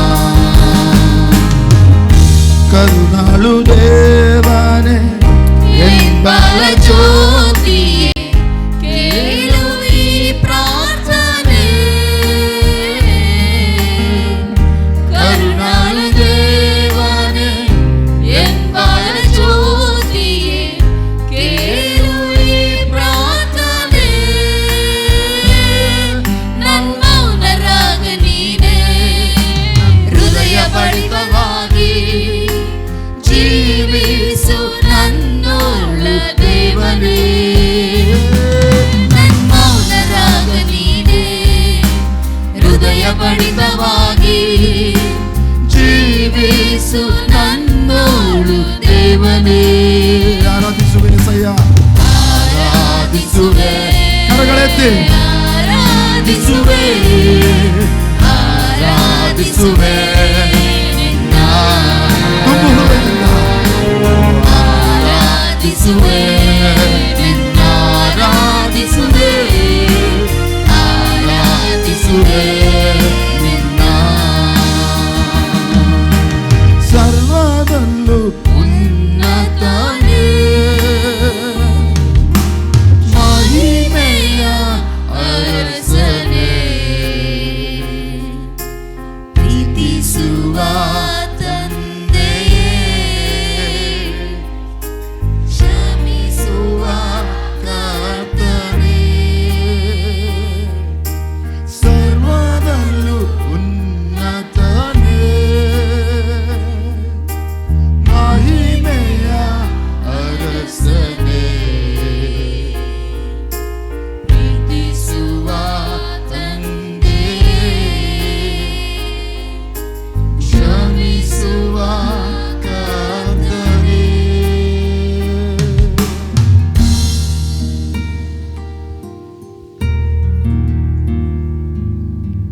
ನಾವೆಲ್ಲರೂ ಕುತ್ಕೊಳ್ಳುವ. 5ನೇ ವಾಕ್ಯವನ್ನು ನಮ್ಮ ಮಧ್ಯದಲ್ಲೇ ಹಂಚಲಿಕ್ಕೆ ಉಮಾ ದುರ್ಗಪ್ಪ ಅವರಿದ್ದಾರೆ. ಅವ್ರ ವಾಕ್ಯವು ಹೇಳುತ್ತದೆ, ಐ ಥರ್ಸ್ಟ್. ಉಮಾ ದುರ್ಗಪ್ಪ ನಮ್ಮ ಮಧ್ಯದಲ್ಲಿ ಬನ್ನಿ. Let's clap for her. Hallelujah, praise the Lord. Yesu ಕ್ರಿಸ್ತನ ನಾಮದಲ್ಲಿ ನಿಮ್ಮೆಲ್ಲರಿಗೂ ವಂದನೆಗಳು. ಈ ಸಮಯದಲ್ಲಿ ಈಗ ಯೇಸು ಶಿಲುಬೆ ಮೇಲೆ ನುಡಿದ 5ನೇ ಮಾತು ನನಗೆ ನೀರಡಿಕೆಯಾಗಿದೆ. ಯೇಸು ಕ್ರಿಸ್ತನು ಶಿಲುಬೆಯ ಮೇಲೆ ಅನೇಕ ಶರೀರದಲ್ಲಿ ಶ್ರಮ ಸಂಕಟಗಳನ್ನು ಅನುಭವಿಸಿ, ತಾನು ಶರೀರದಲ್ಲಿ ಅನೇಕ ಕಷ್ಟ ನಷ್ಟಗಳನ್ನು ಅನುಭವಿಸಿ ಅಂದು ಯೇಸು ಕ್ರಿಸ್ತನು ಶಿಲುಬೆಯ ಮೇಲೆ ದಾಹಗೊಂಡನು. ಯೋಹಾನ ಸುವಾರ್ತೆ 19ನೇ ಅಧ್ಯಾಯ 28ನೇ ವಚನ. ಇದಾದ ಮೇಲೆ ಯೇಸು ಈಗ ಎಲ್ಲವೂ ತೀರಿತೆಂದು ತಿಳಿದು ಶಾಸ್ತ್ರದ ಮಾತು ನೆರವೇರುವಂತೆ ನನಗೆ ನೀರಡಿಕೆಯಾಗಿದೆ ಅಂದನು. ಅಲ್ಲಿ ಹುಳಿರಸ ತುಂಬಿದ ಗಡಿಗೆ ಇಟ್ಟಿರಲಾಗಿ ಅವರು ಸ್ಪಂಜನ್ನು ಹುಳಿರಸದಿಂದ ತುಂಬಿಸಿ ಹಿಸೋಪ್ ಗಿಡದ ಕೋಲಿಗೆ ಸಿಕ್ಕಿಸಿ ಆತನ ಬಾಯಿಗೆ ಮುಟ್ಟಿಸಿದರು. ಪ್ರಿಯರೇ, ಯೇಸು ಕ್ರಿಸ್ತನು ಈ ಲೋಕಕ್ಕೆ ಬಂದು ಅನೇಕ ಶ್ರಮ ಸಂಕಟಗಳನ್ನು ಅನುಭವಿಸಿ ಮುಂಚೆ ಇದು ಶಾಸ್ತ್ರದ ಮಾತು ನೆರವೇರುವಂತೆ ಎಂದು ಇಲ್ಲಿದೆ. ಶಾಸ್ತ್ರದ ಮಾತು ನೆರವೇರುವಂತೆ ಯೇಸು ಕ್ರಿಸ್ತನು ಈ ಲೋಕಕ್ಕೆ ಬಂದು ಇವೆಲ್ಲ ಶಿಲುಬೆಯ ಮೇಲೆ ಎಲ್ಲ ಕಾರ್ಯಗಳನ್ನು ಮಾಡಿದನು. ಯೇಸು ಶಿಲುಬೆಗೆ ಹಾಕಲ್ಪಡಬೇಕೆಂದು, ಮುಳ್ಳಿನ ಕಿರೀಟವನ್ನು ಧರಿಸಬೇಕೆಂದು ಮತ್ತು ಶಿಲುಬೆಯಲ್ಲಿ ಆತನು ಮರಣ ಹೊಂದಬೇಕೆಂದು ಮುಂಚೆಯೇ ಶಾಸ್ತ್ರದಲ್ಲಿ ಬರೆದಿರುವಂಥ ಮಾತನ್ನು ಯೇಸು ಕ್ರಿಸ್ತನು ಶಿಲುಬೆಯ ಮುಖಾಂತರ ನೆರವೇರಿಸಿದನು. ಈ ಮಾತನ್ನು ಯೇಸು ಕ್ರಿಸ್ತನು ಆತನಲ್ಲಿ ನನಗೆ ನೀರಡಿಕೆಯಾಗಿದೆ ಎಂಬುದರ ಬಗ್ಗೆ ಈ ಮಾತನ್ನು ಹೇಳುವುದರ ಹಿಂದೆ ಒಂದು ಉದ್ದೇಶವಿದೆ ಮತ್ತು ನಿಮ್ಮ ಎಲ್ಲರ ಕುರಿತು ಆತನಿಗೆ ಒಳ್ಳೆಯ ಒಂದು ಆಲೋಚನೆ ಇತ್ತು. ಕೀರ್ತನೆ ಬರೆದ ಸುವಾರ್ತೆ 22:15ನೇ ವಚನದಲ್ಲಿ, ನನ್ನ ಶಕ್ತಿಯು ಬೋಕಿಯ ಹಾಗೆ ಒಣಗಿ ಹೋಗಿದೆ, ನನ್ನ ನಾಲಿಗೆಯು ಅಂಗುಳಕ್ಕೆ ಹತ್ತಿ ಹೋಗಿದೆ.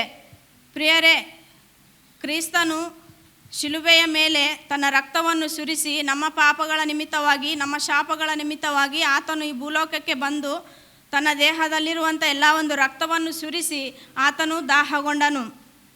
ಈ ವಾಕ್ಯವು ಅನೇಕ ವರ್ಷಗಳ ಹಿಂದೆ ಬರೆಯಲ್ಪಟ್ಟಂತಹ ಶಾಸ್ತ್ರದ ಮಾತು ಇದಾಗಿದೆ. ಇದನ್ನು ನೆರವೇರಿಸುವುದಕ್ಕಾಗಿ ಯೇಸು ಕ್ರಿಸ್ತನು ಶಿಲುಬೆಯ ಮೇಲೆ ಇದೆಲ್ಲವನ್ನು ನಮ್ಮ ನಿಮಿತ್ತವಾಗಿ ಶ್ರಮೆ ಸಂಕಟಗಳನ್ನು ಅನುಭವಿಸಿ ದಾಹಗೊಂಡನು.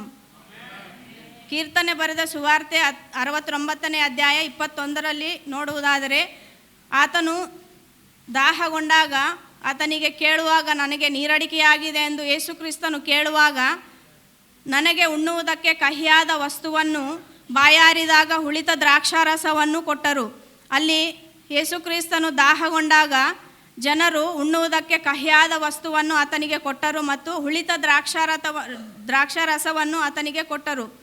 ಯೇಸು ಕ್ರಿಸ್ತನು ನಮಗೋಸ್ಕರ ಗಾಯಗೊಂಡಿದ್ದು, ದಾಹಗೊಂಡಿದ್ದು ಮತ್ತು ರಕ್ತ ಸುರಿಸಿದ್ದು ಎಲ್ಲ ನಮ್ಮ ಮಾನವ ಕುಲದ ರಕ್ಷಣೆಗಾಗಿ ಮತ್ತು ಚದರಿ ಹೋಗಿರುವಂಥ ದೇವಜನರನ್ನು ಒಟ್ಟುಗೂಡಿಸುವುದಕ್ಕಾಗಿ, ಒಂದು ಆತ್ಮವು ಈ ಲೋಕದಲ್ಲಿ ನಶಿಸಿ ಹೋಗಬಾರದೆಂದು ಯೇಸು ಕ್ರಿಸ್ತನು ನಮ್ಮ ನಿಮಿತ್ತವಾಗಿ ದಾಹಗೊಂಡನು. ಆಮೇನ್, ಹಾಲೆಲೂಯ. ನಾವು ವಾಕ್ಯದಲ್ಲಿ ನೋಡುವಾಗ ಅನೇಕ ಕಡೆ ಯೇಸು ಕ್ರಿಸ್ತನು ಅನೇಕರ ಒಂದು ದಾಹವನ್ನು ತೀರಿಸಿದನು. ಇಸ್ರಾಯೇಲ್ ಜನರು ಆ ಒಂದು ಅರಣ್ಯ ಪ್ರದೇಶದಲ್ಲಿರುವಾಗ ಆ ಮೋಶೆಗೆ ಯೇಸು ಕ್ರಿಸ್ತನು ಹೀಗೆಂದು ನುಡಿದನು, ಮೋಶೆ ಮೋಶೆ ಆ ಬಂಡೆಯನ್ನು ಒಡೆ, ಅದರ ಮುಖಾಂತರ ನಾನು ನೀರನ್ನು ಬರಮಾಡುತ್ತೇನೆ ಅಂತಂದು ಯೇಸು ಕ್ರಿಸ್ತನು ಮೋಶೆ ಮುಖಾಂತರ ಮಾತನಾಡಿ ಅರಣ್ಯದಲ್ಲಿರುವಂಥ ಅನೇಕ ಜನರಿಗೆ, ಲಕ್ಷಾಂತರ ಜನರಿಗೆ ದಾಹವನ್ನು ತೀರಿಸಿದಾತನು ಅಂದು ಯಾಕೆ ದಾಹಗೊಂಡನು? ಹಾಲೆಲೂಯ.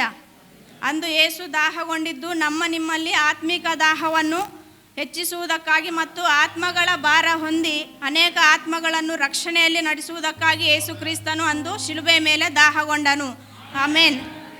ಮತ್ತು ವಾಕ್ಯದಲ್ಲಿ ನೋಡುವಾಗ ಸಮರ್ಯ ಸ್ತ್ರೀಯ ಜೊತೆಗೆ ಯೇಸು ಕ್ರಿಸ್ತನು ಮಾತನಾಡುವಾಗ ಸಮರ್ಯ ಸ್ತ್ರೀಗೆ ಹೀಗೆಂದು ನುಡಿಯುತ್ತಾನೆ, ನಾನೇ ಜೀವಜಲವು, ನಾನು ಕೊಡುವ ನೀರನ್ನು ಕುಡಿದರೆ ನಿನಗೆ ಎಂದಿಗೂ ದಾಹವಾಗುವುದಿಲ್ಲ ಎಂದು ಆ ಒಂದು ಸಮರ್ಯ ಸ್ತ್ರೀಯ ಸಂಗಡ ಮಾತನಾಡುವಂಥ ದೇವರು ಅಂದು ದಾಹಗೊಂಡಿದ್ದು ಯೇಸು ಕ್ರಿಸ್ತನು ಹೊಂದಿದ ಕಷ್ಟ, ನೋವು, ಅನೇಕ ಬಾಧೆಯನ್ನು ಸಹಿಸಿಕೊಂಡು ರಕ್ತ ಸುರಿಸಿದ್ದು ನಾವು ಆತನ ಪ್ರತಿನಿಧಿಗಳಾಗಿರಬೇಕೆಂದು ಮತ್ತು ಆತನ ಸಾಕ್ಷಿಗಳಾಗಿ ಜೀವಿಸಬೇಕೆಂಬುದೇ ದೇವರ ಉದ್ದೇಶವಾಗಿತ್ತು. ಆಮೇನ್. ಯೇಸು ಕ್ರಿಸ್ತನ ಹೃದಯದ ಆಶೆ, ತವಕ, ಉದ್ದೇಶ ಒಂದೇ ಆಗಿದೆ. ನಿಮ್ಮೆಲ್ಲರ ರಕ್ಷಣೆ ಮತ್ತು ಈ ಲೋಕದಲ್ಲಿ ಪಾಪದಲ್ಲಿ ಮತ್ತು ಅನೇಕ ಶಾಪದಲ್ಲಿ ಒಂದು ಸಂಕಟಗಳಲ್ಲಿರುವಂಥ ಜನರನ್ನು ರಕ್ಷಣೆ ಮಾರ್ಗದಲ್ಲಿ ನಡೆಸುವುದೇ ಆತನ ಉದ್ದೇಶವಾಗಿತ್ತು. ಹಾಲೆಲೂಯ. ಮತ್ತು ನಾವು ರಕ್ಷಣೆಯಲ್ಲಿ ಸ್ಥಿರವಾಗಿ ನಿಂತು ಅನೇಕ ಆತ್ಮಗಳನ್ನು ದೇವರ ಸನ್ನಿಧಿಯಲ್ಲಿ ಸೇರಿಸುವುದಕ್ಕಾಗಿ ಆತನು ನಮ್ಮ ಪ್ರಯೋಜನಕ್ಕಾಗಿ ಶಿಲುಬೆಯ ಮೇಲೆ ಆತನು ದಾಹಗೊಂಡನು. ಹಾಲೆಲೂಯ. ಪ್ರಿಯರೇ, ನಾವೆಲ್ಲರೂ ಯೇಸುವಿನ ಆಸೆ, ತವಕ, ಆತನ ಉದ್ದೇಶವನ್ನು ಅರಿತವರಾಗಿ ಆತನ ಒಂದು ಉದ್ದೇಶವನ್ನು ನೆರವೇರಿಸುವವರಾಗಿ ಯೇಸು ಅಂದು ಶಿಲುಬೆಯ ಮೇಲೆ ದಾಹಗೊಂಡನು. ಶಿಲುಬೆಯ ಮೇಲೆ ಆತನಿಗೆ ನೀರಡಿಕೆಯಾಗಿದ್ದು ವಿಶ್ವಾಸಿಗಳಿಗೆ, ಅಂದರೆ ನನಗೆ ನಿಮಗೆ ನಿತ್ಯವಾಗಿ ಜೀವಜಲವಿರಬೇಕೆಂಬುದಾಗಿ ಆತನು ಕಲ್ವರಿ ಶಿಲುಬೆ ಮೇಲೆ ದಾಹಗೊಂಡನು. ನಿತ್ಯಕ್ಕೂ ಅವರಿಗೂ ಎಂದಿಗೂ ನೀರಡಿಕೆಯಾಗುವುದಿಲ್ಲ. ಹಾಲೆಲೂಯ. ಪ್ರಿಯರೇ, ಕ್ರಿಸ್ತನು ಕೊಟ್ಟಂಥ ನಮ್ಮ ಜೀವಿತದಲ್ಲಿ ಆತನ ಉದ್ದೇಶ ಮತ್ತು ಆತನ ಒಂದು ಹೃದಯದ ತವಕವನ್ನು, ಆತನ ದಾಹವನ್ನು ಅರಿತವರಾಗಿ, ಕ್ರಿಸ್ತನ ಮನಸ್ಸುಳ್ಳವರಾಗಿ ನಿತ್ಯ ಜೀವಿತವನ್ನು ಜೀವಿಸುವುದರಿಂದ ಯೇಸು ಕ್ರಿಸ್ತನ ದಾಹವು ಸಂಪೂರ್ಣವಾಗಿ ತೀರುವಂಥದ್ದಾಗಿದೆ. ಆಮೇನ್. ಹಾಲೆಲೂಯ. ಪ್ರಾರ್ಥನೆ ಮಾಡಿಕೊಳ್ಳೋಣ. ಸ್ತೋತ್ರಪ್ಪ, ಪರಿಶುದ್ಧನೆ ಅಪ್ಪ, ಈ ಒಂದು ಸಮಯಕ್ಕಾಗಿ ನಿನಗೆ ಸ್ತೋತ್ರ, ವಂದನೆ ಕರ್ತನೆ. ಅಪ್ಪ, ಹೌದು ಸ್ವಾಮಿ, ನೀನು ಕಲ್ವರಿ ಶಿಲುಬೆಯ ಮೇಲೆ ಅಂದು ಕರ್ತನೆ ದಾಹಗೊಂಡಿದ್ದು ನಾವು ನಿತ್ಯ ಜೀವವನ್ನು ಹೊಂದಬೇಕೆಂದು, ನಿತ್ಯ ಜೀವಿತದಲ್ಲಿ ಸಮೃದ್ಧಿಯಾದಂಥ ಜೀವಿತವನ್ನು ನಾವು ಅನುಭವಿಸಬೇಕೆಂದು, ಅನೇಕ ಆತ್ಮಗಳನ್ನು ನಿನ್ನ ರಕ್ಷಣಾ ಮಾರ್ಗದಲ್ಲಿ ನಡೆಸಬೇಕೆಂದು ನೀನು ಅಂದು ದಾಹಗೊಂಡಿದ್ದೀಯ ಸ್ವಾಮಿ. ಈ ಒಂದು ಸಮಯಕ್ಕಾಗಿ ನಿನಗೆ ಸ್ತೋತ್ರ, ವಂದನೆಯನ್ನು ಸಲ್ಲಿಸುತ್ತಾ ಯೇಸು ಕ್ರಿಸ್ತನ ನಾಮದಲ್ಲಿ ಪ್ರಾರ್ಥಿಸಿ ಬೇಡಿ ಹೊಂದಿದ್ದೇವೆ ತಂದೆ. ಆಮೇನ್. Amen. Let's give him.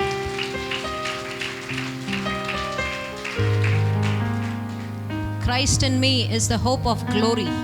That's what she was trying to communicate to each one of us. We are the light, and wherever we are, we have that hope that even in the darkness, even in the tough situation, everything is possible because He stands with me. Yeah. Let's move on to the next word and let's welcome Christina. Praise the Lord. Praise the Lord.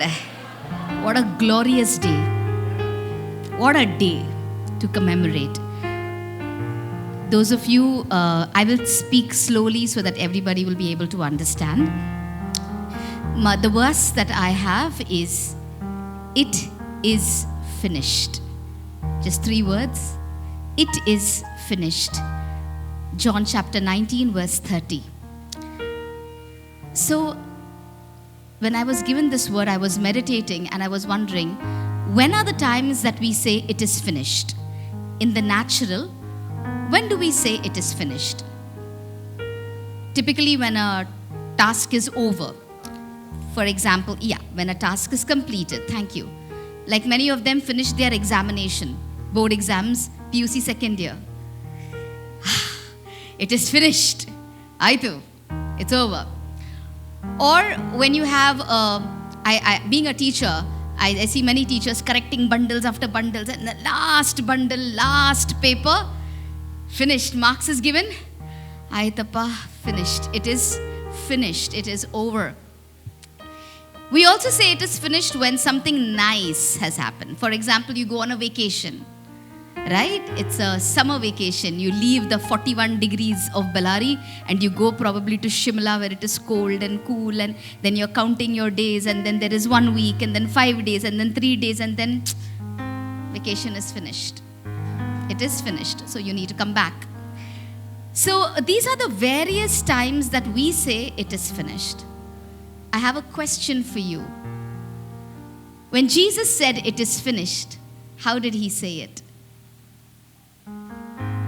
How did he say it is finished?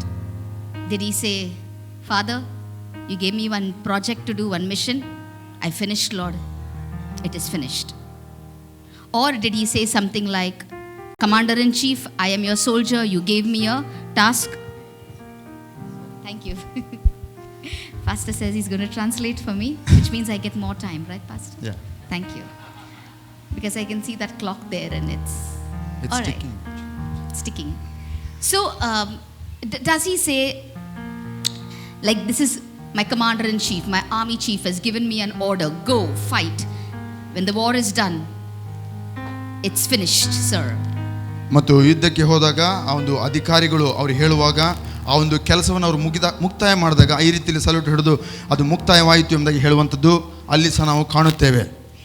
Right. So, how did the Lord go ahead and say it is finished? ಮತ್ತು ಕರ್ತನು ತೀರಿತು ಅಂತ ಹೇಳಿದಾಗ ಯಾವ ರೀತಿಯಲ್ಲಿ, ಅಥವಾ ಮುಕ್ತಾಯವಾಯಿತು ಅಂತ ಹೇಳಿದಾಗ ಯಾವ ರೀತಿಯಲ್ಲಿ ಕರ್ತನು ಅದನ್ನು ಹೇಳಿದನು ಎಂಬುದಾಗಿ ನಾವು ನೋಡಿಕೊಳ್ಳೋಣ. You know, I was just sitting there and I was going through, and suddenly I went through the TPT version. ಮತ್ತು ನಾನು ಅಲ್ಲಿ ಕೂತ್ಕೊಂಡು ಈ ಒಂದು ಧ್ಯಾನ ಮಾಡುತ್ತಿರಲಾಗಿ ಮತ್ತು ಈ ಒಂದು TPT ಅನ್ನುವಂಥ ಒಂದು ಭಾಷಾಂತರದಲ್ಲಿ, ಇಂಗ್ಲಿಷ್ ಭಾಷಾಂತರದಲ್ಲಿ ಆ ಒಂದು ವಚನವನ್ನು ನಾನು ಓದಲಿಕ್ಕೆ ಪ್ರಯತ್ನ ಮಾಡಿದೆ. See, we all have English, you will have given English exam sometime or the other. There is one question called reference to context. ಮತ್ತು ಸಂದರ್ಭಕ್ಕೆ ಅನುಗುಣವಾಗಿ ಬರೆಯಿರಿ ಎಂಬುದಾಗಿ ನಮ್ಮ ಪರೀಕ್ಷೆಗಳಲ್ಲಿ ಈ ಒಂದು ಲ್ಯಾಂಗ್ವೇಜಸ್ ಅಲ್ಲಿ, ಅಂದರೆ ಭಾಷೆಗಳಲ್ಲಿ ಅದು ಇರುವಂತಾಗಿದೆ. So how do we answer that? Who said to whom and in what context they said it? ಮತ್ತು Right? ಈ ಒಂದು ವಾಕ್ಯಗಳನ್ನು ಯಾರು ಯಾರಿಗೆ ಯಾವ ಸಂದರ್ಭದಲ್ಲಿ ಹೇಳಿದರು ಎಂಬುದಾಗಿ ಅವುಗಳನ್ನು ನಾವು ಬರೆಯುತ್ತೇವೆ. So we know who said this. ಮತ್ತು ನಮಗೆ ಗೊತ್ತು ಇದು ಯಾರು ಹೇಳ್ತಾರೆ ಎಂಬುದಾಗಿ. Jesus has said it. ಮತ್ತು ಇದು ಯೇಸು ಹೇಳಿದನು ಅಂತ ಎಲ್ಲರಿಗೂ ಗೊತ್ತು. But do you know whom he said it to? ಮತ್ತು ಇದನ್ನು ಯಾರಿಗೆ ಆತನು ಹೇಳಿದನು ಗೊತ್ತಾ? Can you just tell me? ಮತ್ತು ನೀವು ಹೇಳ್ಬೋದಾ ಯಾರಿಗೆ ಆತನು ಹೇಳಿದನು ಎಂಬುದಾಗಿ? Who do you think he spoke to? ಮತ್ತು ಯಾರಿಗೆ ಆತನು ಹೇಳಿರಬಹುದು ಇದನ್ನ? ತೀರಿತು ಎಂಬುದಾಗಿ ಯಾರಿಗೆ ಹೇಳಿರಬಹುದು? All right, so this is, can you just read this verse for me? Whoever can say it in English, we can say it together, right? When he had sipped the sour wine, he said, "It is finished, my bride." It is finished, my bride. Then he bowed his head and surrendered his spirit to God. ಮತ್ತು ಆತನ ಇದನ್ನು ಹೇಳುವಾಗ ಈ ಒಂದು TPT ತರ್ಜುಮೆಯಲ್ಲಿ ಅದು ಈ ರೀತಿಯಲ್ಲಿ ಇರ್ತದೆ, ಇದು ಈಗ ತೀರಿತು ನನ್ನ ಮೊದಲಗಿತ್ತಿಯೇ ಎಂಬುದಾಗಿ ಅಲ್ಲಿ ಹೇಳುತ್ತಾ ಇದ್ದಾನೆ. Maybe he said it to God. ಮತ್ತು ಬಹುಶಃ ಅದು ದೇವರಿಗೆ, ತಂದೆಗೆ ಹೇಳಿರಬಹುದೇನೋ. Maybe he said it to the people. ಮತ್ತು ಜನರಿಗೆ ಆತನು ಹೇಳಿರಬಹುದೇನೋ. But who is it directly referring to? ಆದರೆ ಆತನು ನೇರವಾಗಿ ಯಾರ ಸಂಗಡ ಮಾತನಾಡುತ್ತಾ ಇದ್ದಾನೆ ಎಂಬುದಾಗಿ ಇಲ್ಲಿ ಗಮನಿಸಬಹುದು. You and me. ಆತನು ನಿನಗೆ ನನಗೆ ಅದನ್ನು ಹೇಳುತ್ತಾ ಇದ್ದಾನೆ. It is finished. ಮತ್ತು ಅದು ತೀರಿತು. Hey, I've taken your pain, I've taken your shame. It is finished. ಮತ್ತು ನಿಮ್ಮ ನಾಚಿಕೆಯನ್ನ, ನಿಮ್ಮ ಒಂದು ಸೋಲನ್ನು ನಾನು ತೆಗೆದುಕೊಂಡಿದ್ದೇನೆ, ಅದು ತೀರಿತು. I've taken away your poverty, I've taken away everything that burdens you. ಮತ್ತು ನಿಮ್ಮ ಮೇಲಿರುವಂಥ ಎಲ್ಲ ಒಂದು ಸಮಸ್ಯೆಗಳನ್ನ, ಆ ಒಂದು ಭಾರವನ್ನು ನಾನು ತೆಗೆದು ಹಾಕಿದ್ದೇನೆ, ಅದು ತೀರಿತು. I've taken away the law that is on your head. I've taken away and I've given you grace. ಮತ್ತು ನಿಮ್ಮ ಮೇಲೆ ಆ ಧರ್ಮಶಾಸ್ತ್ರದ ಒಂದು ನಿಯಮಗಳನ್ನು ತೆಗೆದು ಹಾಕಿ ನಾನು ಕೃಪೆಯನ್ನು ನಾನು ನಿಮಗೆ ಸುರಿಸಿದ್ದೇನೆ, ಅಲ್ಲಿ ತೀರಿತು. It is finished, my bride, my wife. ನನ್ನ ಹೆಂಡತಿಯೇ, ನನ್ನ ಮೊದಲಿಗೆತಿಯೇ, ಅದು ತೀರಿತು ಎಂಬುದಾಗಿ ಕ್ರಿಸ್ತನು ತನ್ನ ಮೊದಲಿಗೆತಿಗೆ ನುಡಿತಾ ಇದ್ದಾನೆ. What a beautiful statement. ಮತ್ತು ಎಂತ ಸುಂದರವಾದಂತ ಒಂದು ಹೇಳಿಕೆಯಲ್ಲಿ ನೋಡ್ರಿ. It is like, he has set the table ready. ಮತ್ತು ಆ ಒಂದು ಮೇಜನ್ನು ಸಿದ್ಧ ಮಾಡಿ ಇಟ್ಟಂತೆ ಅಲ್ಲಿ ಹೇಳಿದ್ದಾನೆ. And there are different types of foods. ಮತ್ತು ನಾನಾ ಒಂದು ಭೋಜನ, ಒಂದು ಔತಣವನ್ನು ಸಿದ್ಧ ಮಾಡಿ ಆತನು ಇದನ್ನು ಹೇಳಿದ್ದಾನೆ. And you are and I are wearing a white gown. ಮತ್ತು ನಾನು the bridal gown. ಮತ್ತು ನಾನು ಒಂದು ಮೊದಲ್ಗಿತ್ತಂತೆ ನಾನು ಸುಂದರವಾಗಿ ವಸ್ತ್ರಗಳನ್ನು ನಾನು ಧರಿಸಿದ್ದೇನೆ. And he comes and he takes you by the hand. ಮತ್ತು ಆತನು ಬಂದು ನಿನ್ನ ಕೈಯನ್ನು ಹಿಡಿಕೊಂಡು ನಿನ್ನ ಬಗಲಿಯಲ್ಲಿ ನಿಂತುಕೊಂಡು, whatever is past is over, it's finished. Come ಮತ್ತು dine with me. ಗತದಲ್ಲಿ ಏನೆಲ್ಲ ಆಯ್ತು ಅದು ಸಾಕು, ಇನ್ನು ಬಾ ನನ್ನ ಜೊತೆಲಿ ಕೂತ್ಕೋ, ಊಟ ಮಾಡು, ಇದು ತೀರಿತು ಎಂಬುದಾಗಿ ಆತನು ಹೇಳಿದ. Come dine with me. ಮತ್ತು ನನ್ನ ಸಂಗಡ ಊಟ ಮಾಡು, Come communion with me. ನನ್ನ ಜೊತೆ ಆ ಒಂದು ಸಂಧಾನದಲ್ಲಿ ಅಥವಾ ಸಮಾಧಾನದಲ್ಲಿ ಬಾ, Come be intimate with me. ಮತ್ತು ಇನ್ನೂ ನಿಕಟವಾಗಿ ನನ್ನ ಜೊತೆಲಿ ಇರು. See, you know, when Jesus, it was not easy, we all know, when Jesus was given this task to come to earth and to, you know, give us redemption. ಮತ್ತು ದೇವರಿಗೆ ಇಂಥ ಒಂದು ಕೆಲಸವನ್ನ ಆತನಿಗೆ ಕೊಟ್ಟು ಅದನ್ನು ಕಳಿಸಿದಾಗ ಅದು ಅಷ್ಟು ಸುಲಭವಾಗಿ ಇರಲಿಲ್ಲ. We know that from various scriptural texts that it says Jesus stepped down. ಮತ್ತು ಅಲ್ಲಿ ನಾವು ನೋಡ್ತೇವೆ ಆತನು ಮೇಲಣದ ಲೋಕದಿಂದ ಕೆಳಗೆ ಇಳಿದು ಬಂದನು ಎಂಬುದಾಗಿ ಅಲ್ಲಿ ಹೇಳುವುದನ್ನು ನಾವು ಕೇಳಿಸ್ಕೊಳ್ತೇವೆ. He was glorious. ಆತನು ಮಹಿಮೆಯಲ್ಲಿದ್ದವನು, He was in the heavenlies. ಮತ್ತು ಆತನು ಪರಲೋಕದ ನಿವಾಸಿ, He was with God like this. ಮತ್ತು ಆತನು ದೇವರು ಉನ್ನತದಲ್ಲಿ. He also told his people, the disciples, if you've seen me, you've seen the Father. ಮತ್ತು ನೀವು ನನ್ನನ್ನು ನೋಡಿದರೆ ತಂದೆಯನ್ನು ನೋಡಿದಂತೆ ಎಂಬುದಾಗಿ ಹೇಳಿದನು. He says, I and the Father are one. ಮತ್ತು ನಾನು ಮತ್ತು ನನ್ನ ತಂದೆ ನಾವು ಒಂದೇ ಆಗಿದ್ದೇವೆ. You know how close that relationship is? ಮತ್ತು ಆ ಒಂದು ನಿಕಟವಾದಂಥ ಸಂಬಂಧ ಎಷ್ಟು ನಿಕಟವಾಗಿತ್ತು ಎಂಬುದಾಗಿ ನಿಮ್ಗೆ ಅರ್ಥ ಆಗ್ತಾ ಇದೆಯಾ? And for Jesus to literally peel himself off and come to earth and to get the job done. ಮತ್ತು ಆ ತಂದೆಯನ್ನು ಅಗಲಿಸಿಕೊಂಡು ಆ ಭೂಲೋಕಕ್ಕೆ ಮಾನವನಾಗಿ ಬರಬೇಕಾದ್ರೆ ಆತನು ನಿಜವಾಗ್ಲೂ ಅಲ್ಲಿ ಅಗಲುವಿಕೆ ಆಯಿತು. Why? ಯಾಕೆ? Why this it? What is it? It is finished. What is this it? ಅಲ್ಲಿ ತೀರಿತು. ಅದು ಏನು ತೀರಿತು? ಏನಾಯಿತು? You know, somewhere Paul also reasons. He says, you know, even for somebody good, maybe it is justified that they die. ಮತ್ತು ಆ ಪೌಲನು ಸಹ ಆ ರೀತಿಯಲ್ಲಿ ಕಾರಣಗಳನ್ನು ಕೆಲವು ಹೇಳ್ತಾನೆ. ಮತ್ತು ಯಾರಾದರೂ ಅಲ್ಲಿ ಒಂದು ವೇಳೆ ಸತ್ತಿರುವುದಾದ್ರೆ ಅದು ಆಯಿತು, ತೀರಿತು ಎಂಬುದಾಗಿ ನಾವು You ಹೇಳ್ತೇವೆ. know, somebody who's good, who's a leader, even if you die for him, chalo, it is justified. ಮತ್ತು ಯಾರೋ ಒಬ್ಬ ನಾಯಕನು ಆತನು ಸತ್ತಿದ್ದಾನೆ, ಆಯಿತು, ಅದು ಅವರು ಸತ್ತಿರೋದು ಒಳ್ಳೆಯದೇ. But you and I, ಮತ್ತು ನೀವು ನಾವು we are enemies with God. We were enemies with God. ನಾವು ದೇವರಿಗೆ ವೈರಿಗಳಾಗಿದ್ದೆವು. We were like pigs in that gutter, enjoying, parting, thinking that is amazing. ಮತ್ತು ನಾವು ಆ ಒಂದು ಹಂದಿಯ ಮನೆಯಲ್ಲಿ ಅಥವಾ ಆ ಒಂದು ಕೊಳಚೆಯಲ್ಲಿ ಇದ್ದು ಅದೇ ಉತ್ತಮವಾದದ್ದು ಅನ್ನುವಂಥ ರೀತಿಯಲ್ಲಿ ನಾವು ಬದುಕ್ತಾ ಇದ್ದೆವು. You know, when for God was so pure, sinless, and he looks, and when we were there, clothed with sin, clothed with dirtiness, stinking. ಮತ್ತು ನಾವು ಪಾಪದ ಒಂದು ಅನ್ನುವಂಥ ಹೊಲಸಾದ ಒಂದು ಬಟ್ಟುಗಳಲ್ಲಿ ನಾವು ಇರುವಾಗ, ಅಂಥ ಒಂದು ಸ್ಥಿತಿಯಲ್ಲಿ ಇರುವಾಗ ದೇವರು ನಮ್ಮನ್ನು ನೋಡಿದನು. Then why? From where did that love come? ಮತ್ತು ಆ ಎಲ್ಲಿಂದ ನಮಗಾಗಿ ಆತನಿಗೆ ಅಂಥ ಒಂದು ಪ್ರೀತಿ ಅಲ್ಲಿ ಬಂತು ಅಥವಾ ಹೋಗಿದ್ದು? I want to take you to one verse. Can you take me to Hebrews 12:2, please? ಮತ್ತು ಒಂದು ವಚನವನ್ನು ನೋಡಿಕೊಳ್ಳೋಣ. ಹಿಬ್ರಿಯರ ಬರೆದ ಪತ್ರಿಕೆ 12ನೇ ಅಧ್ಯಾಯ. If you could show that, it's beautiful.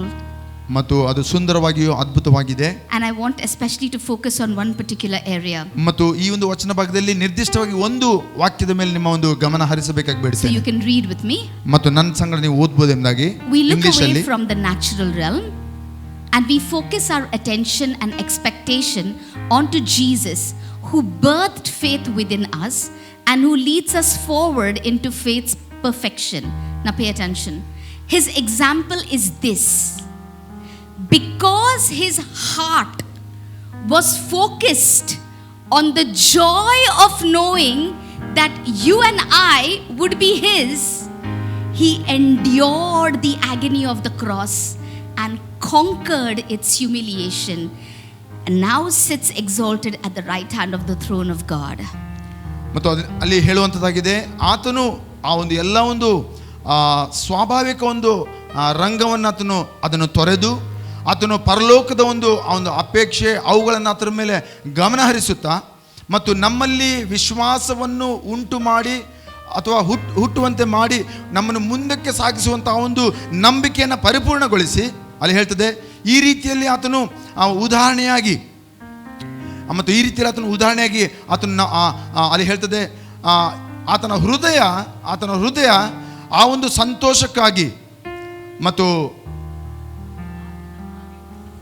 ನಾವು ಆತನವರು ಆಗಿದ್ದೇವೆ ಅನ್ನುವಂಥ ಒಂದು ಸಂತೋಷಕ್ಕಾಗಿ, ಆತನ ಹೃದಯ ನಾವು ಆತನವರು ಎಂಬುದಾಗಿ ಅನ್ನುವಂಥ ಸಂತೋಷಕ್ಕಾಗಿ ಆತನು ಆ ಶಿಲುಬೆ ಮೇಲೆ ಮಹಾ ಒಂದು ಬೇನೆಯನ್ನು ಆತನು ಸಹಿಸಿಕೊಂಡನು. ಅದು ಮಾತ್ರವಲ್ಲ, ಆತನು ತನ್ನನ್ನು ತಾನು ತಗ್ಗಿಸಿಕೊಂಡು ಅದರಲ್ಲಿ ಜಯ ಹೊಂದಿದನು ಮತ್ತು ತಂದೆಯ ಬಲಪಾರ್ಶ್ವದಲ್ಲಿ ಆತನು ಕೂತವನಾಗಿದ್ದಾನೆ. Thank you, Pastor, for doing a direct translation. There is no Kannada verse, actually. He's directly translating. Thank you. Thank you so much. So, the verse, the part that I want to focus here is the word that says focused. His heart was focused on the joy of knowing that you will be His. ಮತ್ತು ನಿಮ್ಮ ಒಂದು ಗಮನ ಇದ್ರ ಮೇಲೆ ಹರಿಸಬೇಕೆಂಬುದಾಗಿ ನಾನು ಬಯಸ್ತೇನೆ. ಆತನ ಒಂದು ಗುರಿ, ಆತನಿಗೆ ನಾವು ಒಂದಾಗುತ್ತೇವೆ ಅನ್ನುವಂಥ ಒಂದು ಸಂತೋಷ ಅದೇ ಆತನ ಒಂದು ಗುರಿಯಾಗಿತ್ತು. It's very simple. It's like saying, okay, Uma, she's going to be mine, filled with joy. I'll do it, Lord. ಮತ್ತು ಉಮಾ ನನ್ನವರು ಆಗುತ್ತಾರೆ ಅನ್ನುವಂಥ ಕಾರಣಕ್ಕಾಗಿ ತಂದೆ ಇದನ್ನು ನಾನು ಮಾಡುತ್ತೇನೆ ಎಂಬುದಾಗಿ ಆತನು ಮುಂದುವರೆದನು. Manisha is going to be mine, filled with joy.